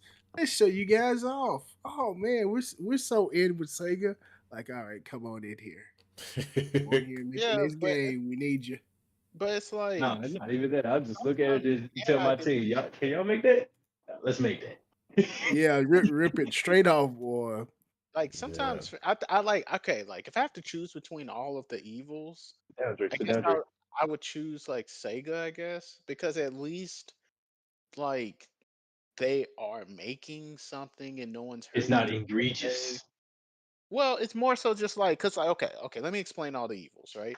Because there is Nintendo, where if you even make anything competent at all, they're gonna come after you. Like as soon as you make something that's like people say, "Damn, yeah, it should Hey, go be ahead and like release it. Go ahead and release it. See what happens. Nintendo, yeah, Nintendo's like, yeah. So, like, give us that, and then we're never going to use it ever again.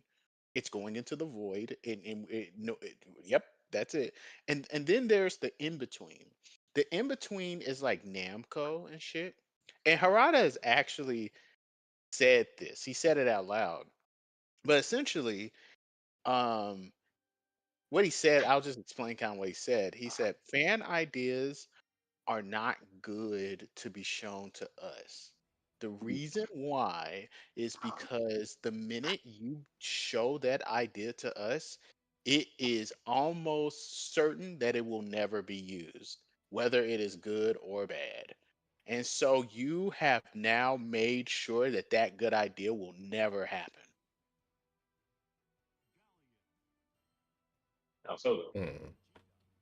And the reason why they won't do it is because you could get into a lot Ah, of okay. problems. I So remember that. Yeah.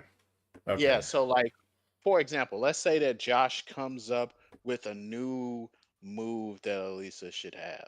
Man, she should shoot a rocket and it's a homing attack. or something because it's a homing That's missile. crazy. Yeah, and it's like hey, everyone loves this idea. Everyone's like, "Oh my god, Josh, what a cool idea." You know? Man, great idea, you know? So, okay. This is the problem. If I'm Harada and I say, "Wow, that is a really cool idea. Okay, we're going to use that." And we use it. Let's say we just take it. We say, "Cool, we're going to use that." 5 years from now, Josh can come back to me and say, "Well, you publicly took my idea and now I want some compensation for it because that was my idea that I like made that you did not make, and you publicly came out and said that's a great idea. We're gonna take that." Uh-oh. Now that's a legal conundrum that you have to go through. You might win that conundrum because people will just say, "Well, well, it's your IP. You're gonna win." Of course, they're gonna win, but they're still gonna have to go through a fight, and they maybe not want to go through that fucking fight. And it's possible that they might lose depending on like laws and shit. They might have to settle. Or and then if they win, they might come out as the asshole at the end. Like, Yeah. oh, look at what they did to Josh. And then they have to take the move out. And then they're like, at least they really used to have this cool move until Bandai Namco did this. And Josh, blah blah. They fucked over Josh. So it's like, fuck, dude, I should have never took that idea. This sucks. Like, you know. So there's that. But then if they take the idea and the idea sucks, then Josh could just whistle away, like doo doo doo, and then just walk away. And then we're like, we assume all the responsibility because they go, "Why the fuck did you listen to Josh? Josh is an idiot. Oh, I can't believe they listened to Josh. Bandai Namco, fucking idiots." And so it's Isn't like, listening to oh Twitter my how god, isn't this. listening to Twitter how games do their balance patches now? Look, yes, that's true. But look, so what I'm saying is that they do that. Okay. So all right. So that's why they can't accept it that way. But then you say, what if you have like a bit of a brain and you say, well, hold on. They could write a contract though. They could come to him, they can come to Josh and say, "Hey, this is a contract. And in this contract, you waive your rights NDA. to yeah, like there's an NDA, and then you waive your right to blah blah blah and all this stuff, and we can use this idea. You can't come and sue us and blah blah bloobity blah blah." Well, at that moment, Josh can just say, "No, I can't believe you're making me do all this stuff for just a little simple idea of Lisa doing a rocket punch.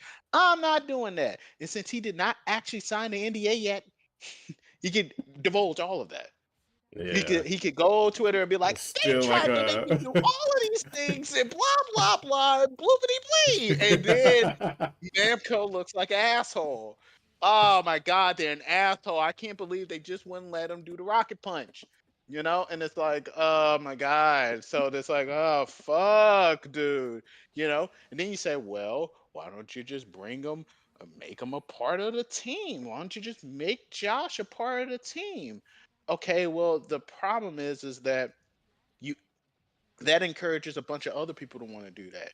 And if you're building a team of people, you don't want a bunch of people on your team. You don't want to just have anybody and everybody. Hey, look, what if Elisa took her shoe off? Can I be on your team now? It's like, no, like you don't want that. Like you made a specific you have a team with a specific like set of skills meant to do a particular job. And that is that. So it's like I don't the chances that if this guy actually is qualified to be on this fucking team is probably very low. And so it's like, no, no, that's not going to work either. So when you go through all of those, you're just like, wow, it is just very risky to accept this fan made idea. So we just have to ignore it.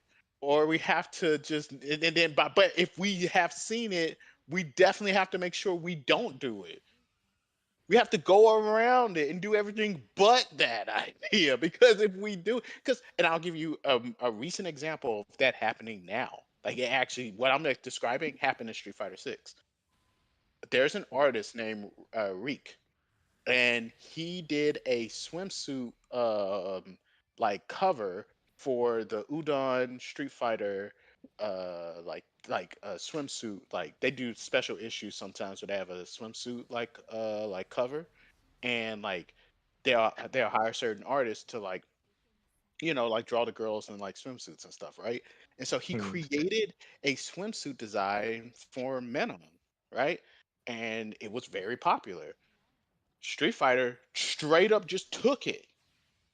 Like It they be like just that. took it. Like they just said, all right, yeah, we're just gonna use. They didn't even like but they never like said they took it. Like they never said like, thank you, Reek, for making this. Because technically, all the shit that Udon does, even though they have a license, it's like it's not canon or anything. So it's like, Mhm. so they just saw the design and said, oh, we taking that shit, and so they just took it. And when they did that, Reek immediately went on Twitter and was like, well, I'm glad that I could make something for the Street Fighter devs, even though they didn't ask. So I'm like, oh, see, there you go. And then that became a fucking thing where everyone was like, wow, these guys are assholes and blah, blah, blah. So it's like, that's a problem that's brewing. Let's wait another 5 years and see what that turns into, you When you're know? a marketing team but not a gaming team. So that's what I mean. That's what I mean. That's why they avoid taking ideas. Like that. That's a good idea. That's like, well, they could have asked permission. Oh, see, there we go. Now we're going to the contract area. Ask You know. permission to use art of my character. I understand. Yeah, it's just So a yeah, whole that's why bunch of that's shit. so that's evil number two, where it's like, oh wow, fans made something cool, and because of that, our franchise is more lamer now. Because since if we came up with that idea on our own, we can't even use it because it's too similar to the idea that you have publicly made and shown and gotten popular. So we can't even like do it anymore because people are just gonna, even if we weren't trying to copy you, they're gonna think we tried to copy you. So we have to go around it now. And like, yeah. So there's that. So it's when you think about that in the context of all that, and you look at Sega, then then you're like, oh wow, like actually they're handling it pretty fucking well. They're just like, yeah, cool shit, man. We're gonna make a game like that. Not exactly your game, but we're gonna make a game kind of like that. But that's cool that you're doing what you're doing over there. And even though I don't like these fan games, so I'm like, blah, ugh, overrated. I don't like this shit, fucking whack. When I think about the other companies and all that shit, I'm like, they actually have a better relationship with their fans. Like, just straight up, like they do, you know. And what else is there to fucking say? Like they really do. You don't got to be like, oh fuck, I drew fucking Rouge the Bat in a certain way and sent it to fucking Sonic Team, so now Rouge the Bat will never look cool again or whatever the fuck. It's just like, yeah, you don't have to worry about She that. gonna she gonna get redesigned one day, and then the world gonna burn. Like, but Burn. yeah, Ooh. But yeah, man, just play your games and play your games. Don't try to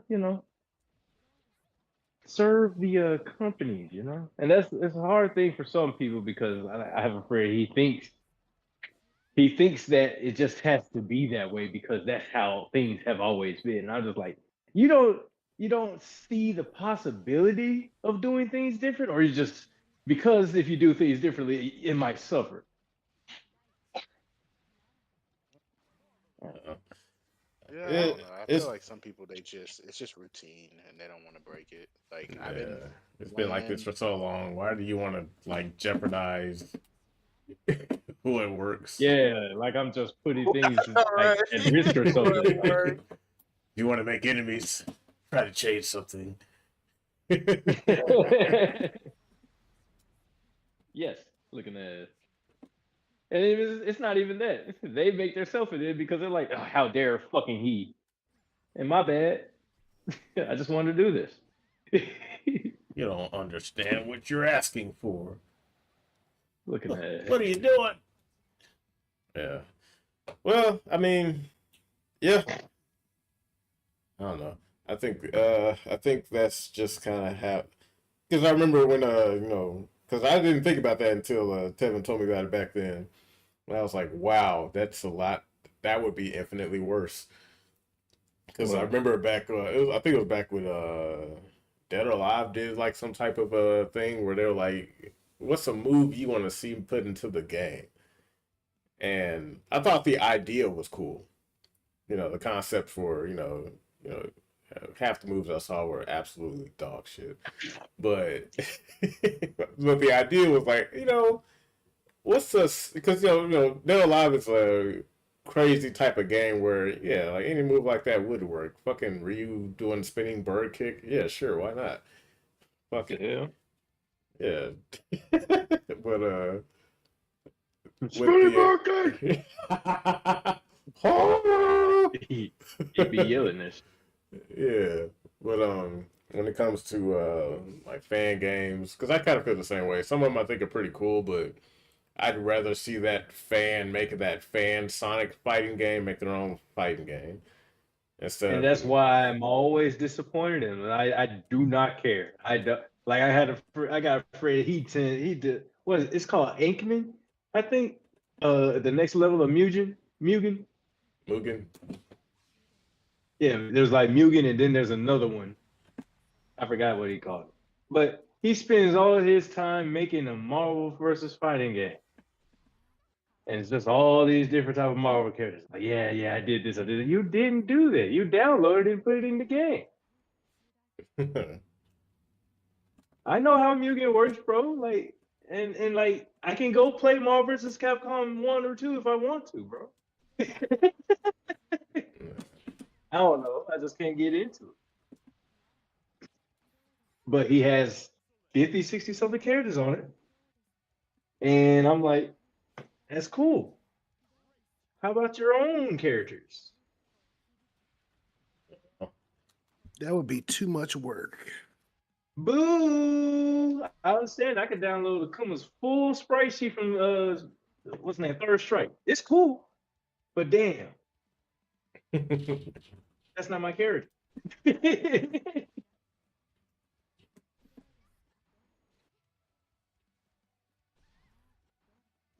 That's why I like seeing people make those different Sonic mods and games. I was just like, and here's your own. You could have had your own character running around the city because it's this cool stage and all that.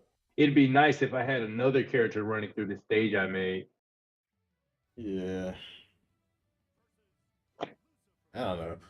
I think he'd be better, and I feel like people are just kind of comfortable. Like maybe they're like convinced that this is as good as it'll get because there's too much effort being put into days, bro. I know. I agree, but it's just it's like I'm not gonna be able to get my own video game, but you know what I can make? A Sonic Adventure 2 Redux.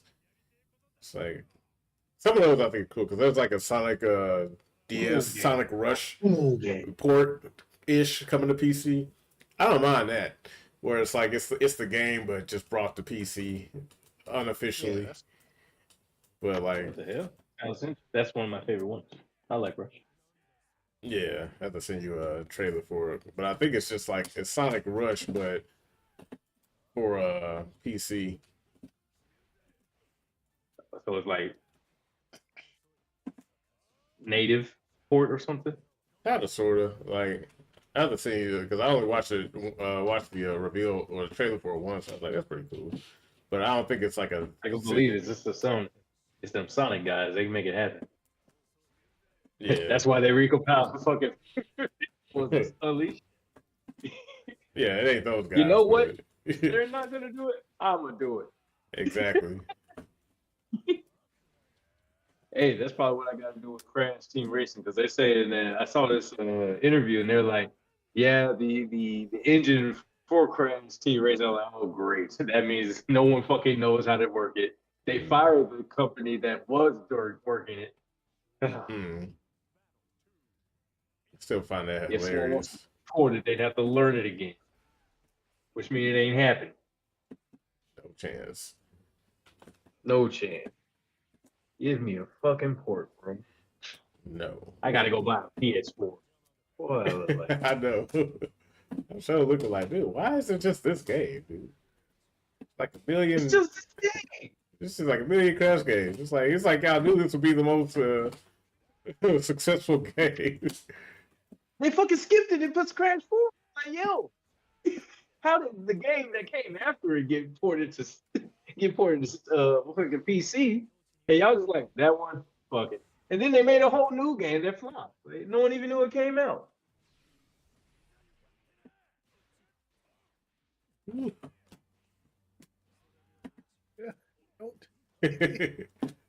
Oh man. Y'all ain't jumping. I was like, I know. I learned from you. yeah.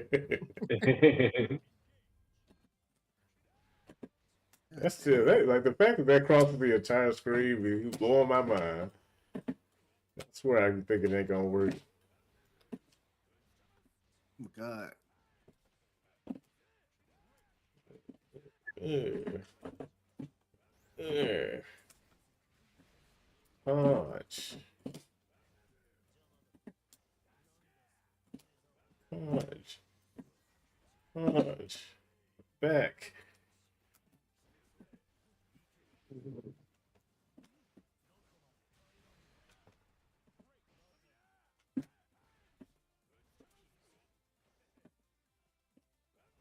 Well, yeah.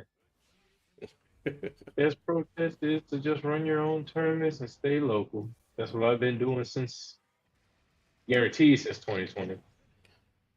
Yeah, I think that's the win button. Outside that, you're being a fan, in my opinion. That's why I be so confused. I'm like, ain't no way it's hard to make it 20 minutes away for $20, but it's easy to make it, across a few states for a couple hundred. Well, like it's a social aspect. I think we have a hard time getting wrapping our head around. Looking at So, because like of course I think it's ridiculous, but it's like it's such an event. You'd be missing out if you didn't go. Yeah, like it's the well, social yeah. it's the social aspect that Are we not there to play the game, or are we there to play the game? some people ain't there to play the game. They're there to watch the game. Fucking yikes! Why are you? What? Like that's what I'm trying to say. Like that's what Josh is trying to say.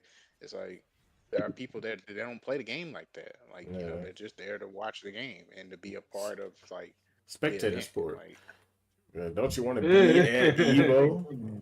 This is Nah, Evo, y'all bro. watching. Y'all literally see all the matches at home. I don't know what y'all get. Oh, yeah, but that's you're not there. Yeah, you're missing out. so Yeah, like yeah to us, it's like we're like yeah that's dumb, but like they don't value going to a tournament, paying money to go 0-2. They don't value that. They like that's a loss of value. So if they're going to do that, if they're gonna go 0-2 and pay money, there needs to be something else. And so like that something else to them is everything else about it, like watching, so that's watching. why I only see certain niggas at fucking conventions and never at a local. Well, I yeah, get because it. like yeah, they don't But then they don't even enter the tournament at the fucking convention. That's weird. yeah, because they probably don't actually care about playing fighting games like that. They may play they may play it when they're being pressured, but I think like that part is the FGC needs to actually understand. Everybody that's there, they're not there to play the game for real. Most of them aren't Being there and entering the tournament if you don't want to really compete. because that's the only way they can Psychologically. interact with the community. There's no other avenue for them to be able to interact with the community because if they I mean, look at their reaction that you're having to like if they show up and they don't like compete, then they get a negative response. So of course they're going to compete, but of course they know to themselves they're gonna go on too because they don't play the fucking game. And so they're essentially just paying to donate to the pot. And, you know, where it's like, well, play the game and get good, but they don't value that. But they like the game, but they don't like it on a competitive like scale. They don't like it like that. They like the game for all these other reasons. And so it's like once that's understood, then it's easier to like be like, okay, well, I'm not I'm not like what do you call it? Like trying to understand why they're not trying to join my tournament. It's like, well, they don't want to because they're not competitive people. Like they're not there for that, and they enjoy the fighting game for. They may like watching it, because that's kind of different. Like they may like watching it, but that doesn't. If someone likes watching it, that doesn't necessarily mean they like playing it. Like I get that. so Watching over yeah, playing. I don't know. yeah. Yeah. My head, if you go to a tournament, Yeah, to me, it's a waste of money. I agree. Like, if I'm not about to oh, go to a tournament just to watch it when I can just watch it at home, I get that. I'm just saying that like other people, it's the opposite. Like, if I go to a tournament and I go 0-2, I'm not gonna be as that butthurt. I mean, but I'm gonna be butthurt, but I'm gonna be more so mad at me. Like, man, I could have done better. But to them, they know they're going to go 0-2. It's not yeah, even like, oh, well, right. I might win. If they win one, they're like, wow, I got lucky. Like, Right. but so why would they also pay to compete? Like, because, normally you have to pay more to compete than just to watch. Like, if you go there just to watch, you don't contribute to the pot, so it's cheaper. And it's like the mental stress is like less too because you're not thinking about playing, like you're just there to watch. And because you're like there with everybody, you get to like be in the like social, like, whoa, like you're talking to the players directly and you're like, all that shit, you know All that.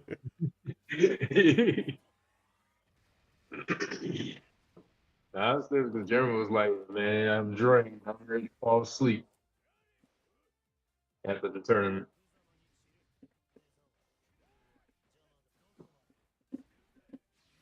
yeah. And for me, it's like if the game ain't there that I want to play, man, I ain't gonna show up.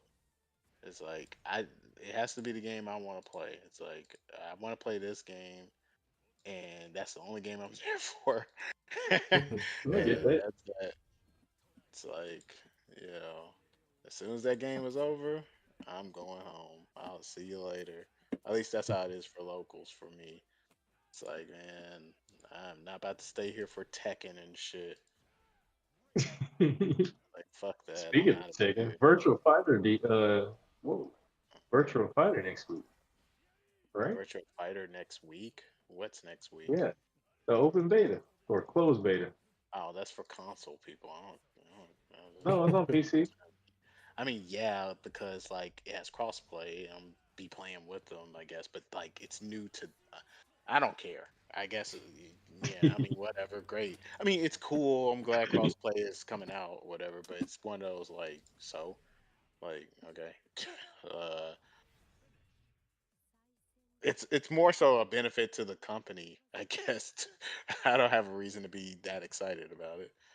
It's This like, is all like right, the new update to Retro Fighter, the World yeah, Tour Road or something. I think there is like some new Wait, what? modes and stuff that's supposed to come out for it and stuff. No, no, that's not what I'm talking about. Then. But well, I know you're talking about yes, I know you're talking Okay. about Okay. the open beta that's happening. That's the crossplay between all the different consoles online. But that is also bundled with what Josh is talking about with just the general release of World Tour, where it has all these other different modes and shit. Yeah. It punched and kicked Herbert. So the virtual fighter 6 theme beta is going along with something in 5. What? Virtua Fighter 6? You said what? That's what I'm talking about. You said Virtual Fighter 6? The Virtual Fighter 6 beta is next week, right? No. Not? Oh, Oh my Virtua god. Fighter No. 6? Wait a second. Let me see what they was talking about.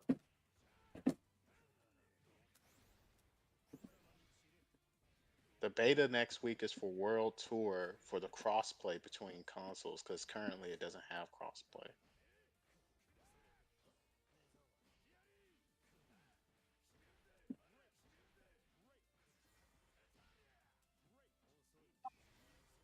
Yeah, I'm just on break. Don't worry.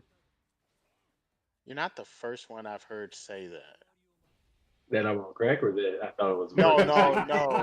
The Virtual Fighter 6. Oh. And I'm like, where Hey, are people? I'm like, people are hearing what they want to hear or seeing what they want to see. Because that's I what I'm had saying. I not saw seen. an ad for it. I guess they're just using the new logo or something. I don't know. But I really thought it was 6. I lied.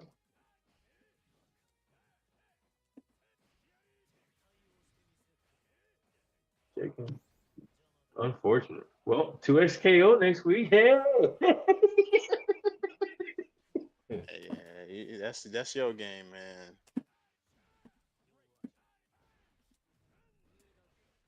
Oh man, Yeah, that would have been I'm gonna be perfect. on it a little like it's gonna be the first time I boot Windows in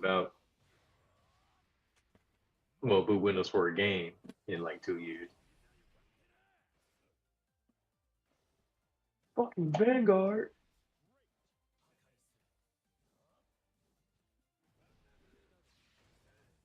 Gotcha. Oh man, I had you.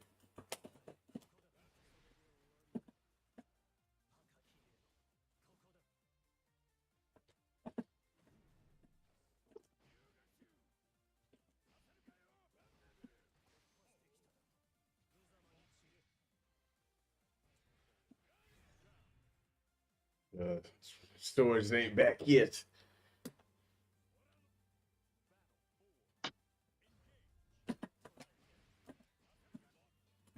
Show you what works.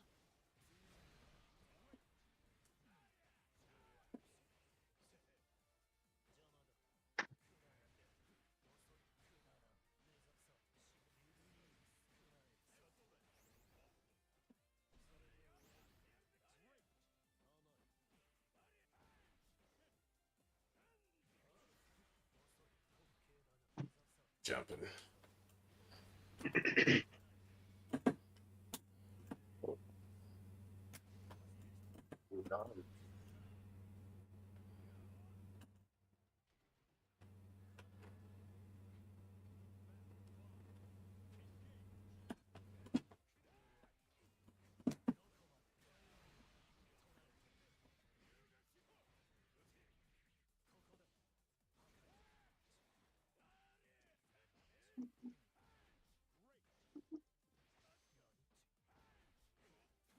Oh, I thought that was a slinky, Jojo. What's that? My spider.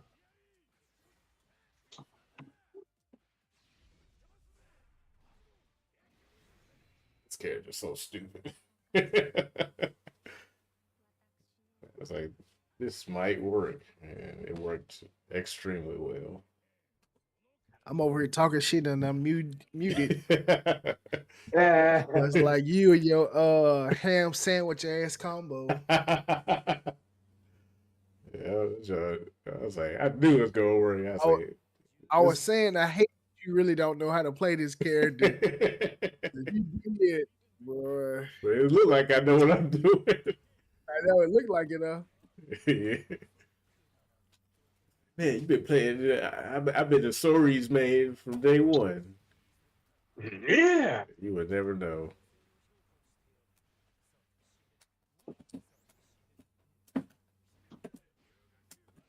I think that's the only people I play stories and Lil Wayne.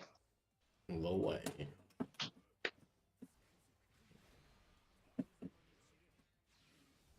Now I'm mad.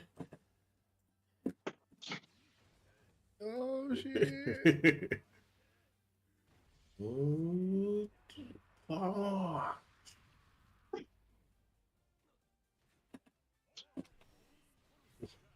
Dude, you be running so fast. Uh,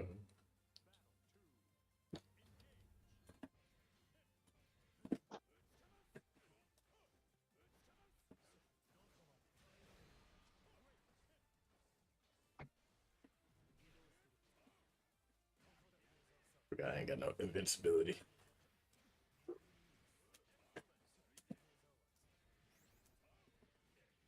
And constantly attacking is gonna help you. Yes, it is.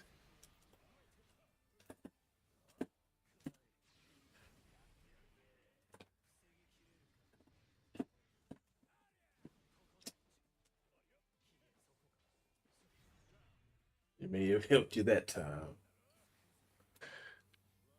Have to keep you back until my stuff come back.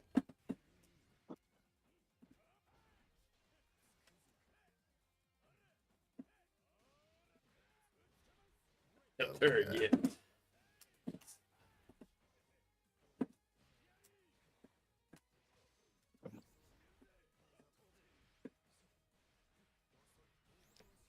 Bash the hell out of this DP motion.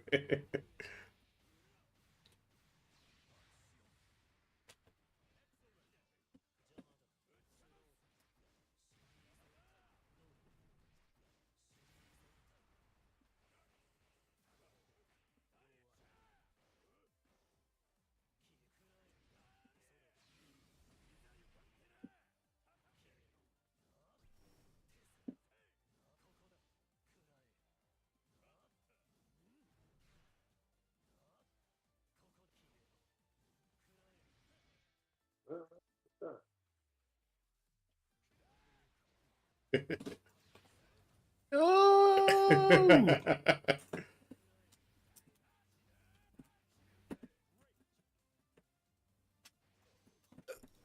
How are you so lucky? it's fighting for my life out here, boy. Here comes Fighting for my life. Sories.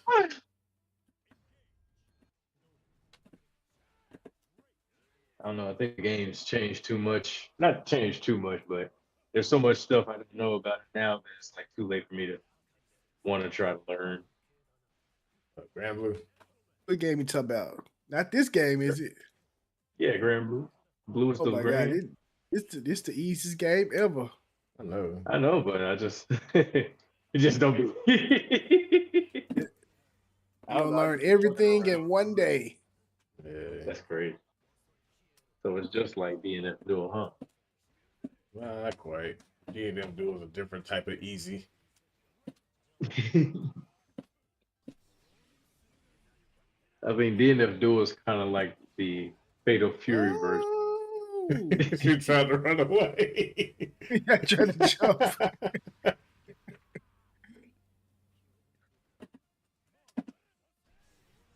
Oh, that shit just kept swinging.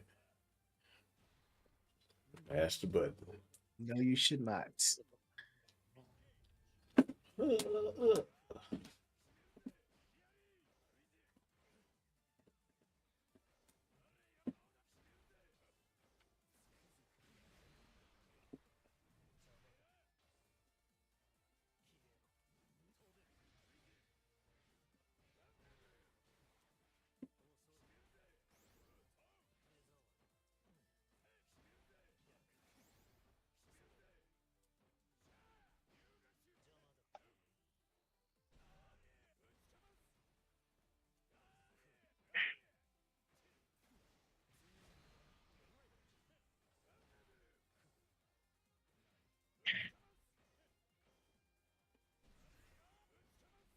Uppercutting me. I'm jumping.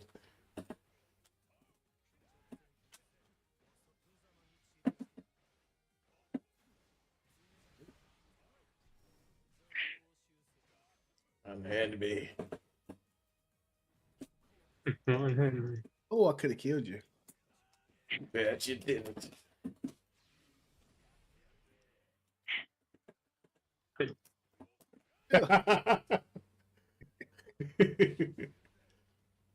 And run up spot dodge.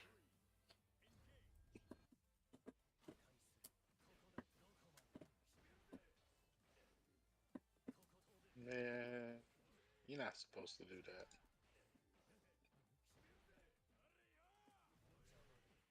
Oh, Ooh. what? Cheating. You just don't understand the power of sorries. Sorry.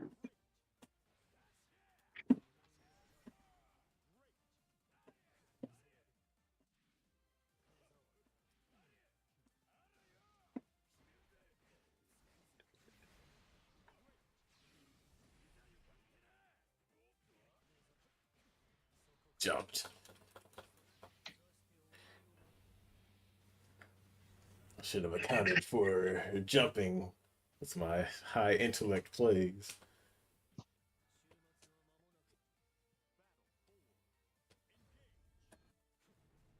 Indeed for victory.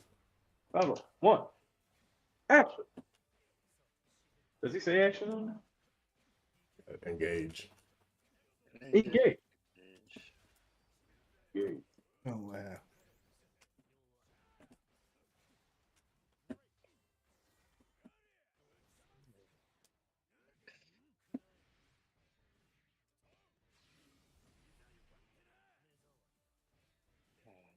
Oh, GC.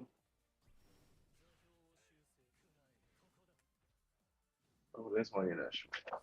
Oh man, I was trying to come down on top of you with a kick. Yeah. I need to start doing my ignore all damage move. What's all new? I don't even know. What do you mean what's new? It's like I haven't played since Rising came out, so like I don't know what all they added.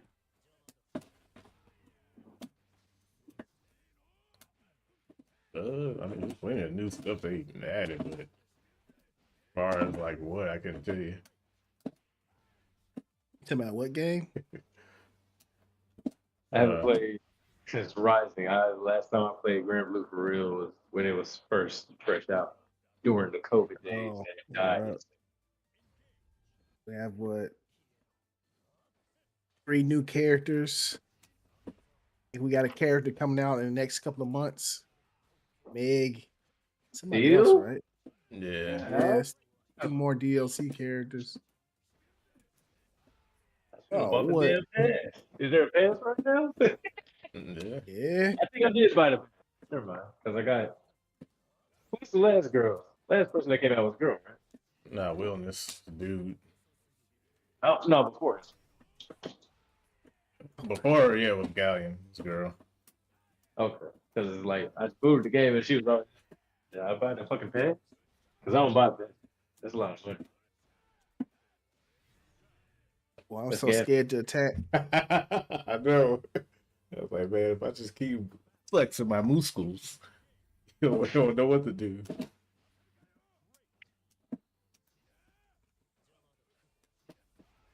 Oh, over there. Stop throwing me. Mr. Cool and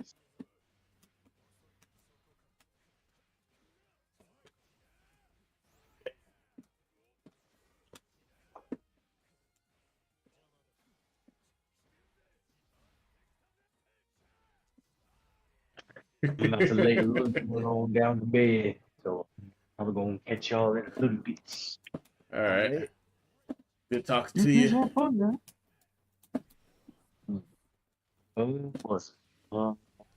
When they go, you know, they go.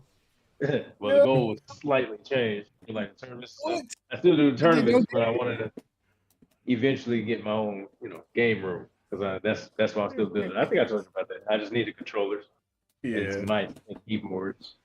Yeah. I'm trying to see if I can get some kind of game in at the school. This game's so ugly. turn this shit off.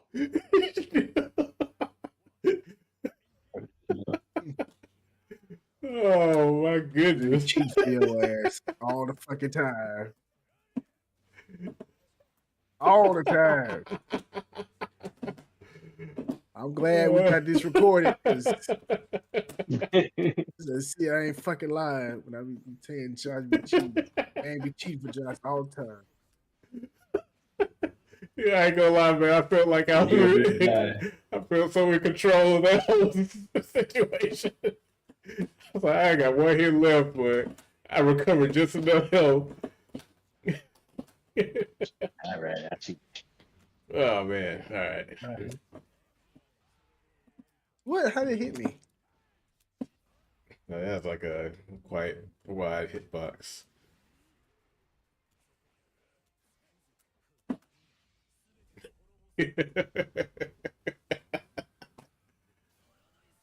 That was hilarious. Aerial 100%. What aerial move just bypass you completely?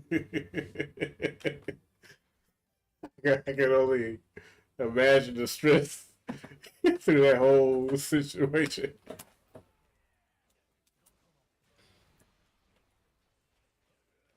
Man, really trying to live.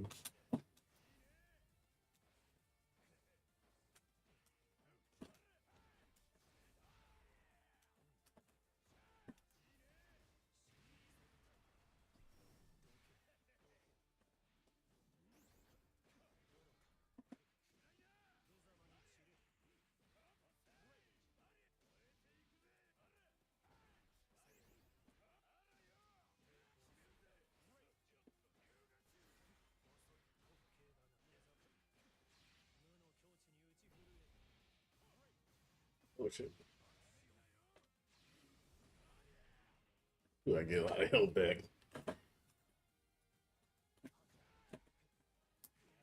Get back. Either.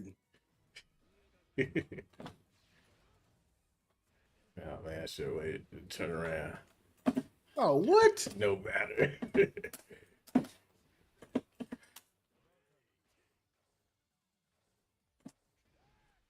Oh, my shit don't come back.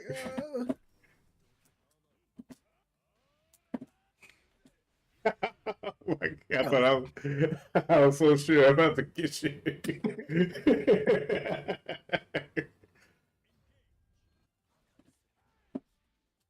Know what to do.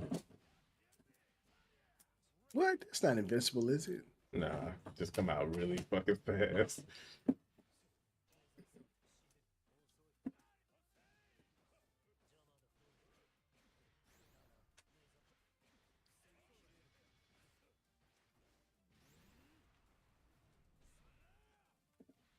Take it.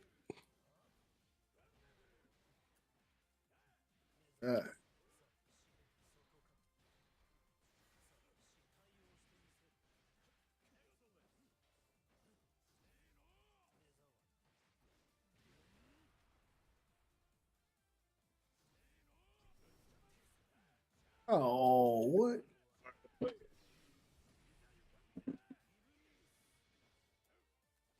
Oh man, I did it too late. He's about to die. I'm cheating for your ass. It's just the ultimate unlimited power of stories. All right. Well, I think that'll do it for me tonight. That was fun. Yeah, I think that'll do it for you too. All your cheating and plus frames and wilding out. Everybody can do that. Just gotta embrace the way of the grand, man. Grand blue. Yeah, everybody. No, Tory zone. You know what? I bet you. Let's see. Okay, if I do that fucking Grand Brew shit, I only have one more thing to get. But I don't feel like playing. We should do it tomorrow. I don't feel like playing Fall Guys. I looked that shit up. I was like, yeah, this one fucking. I haven't seen it. We should do it. We can do it tomorrow, man. It's Yeah, only what you got to pick up 5 items. whatever that is. Pick up an item 5 times in Grand Brews.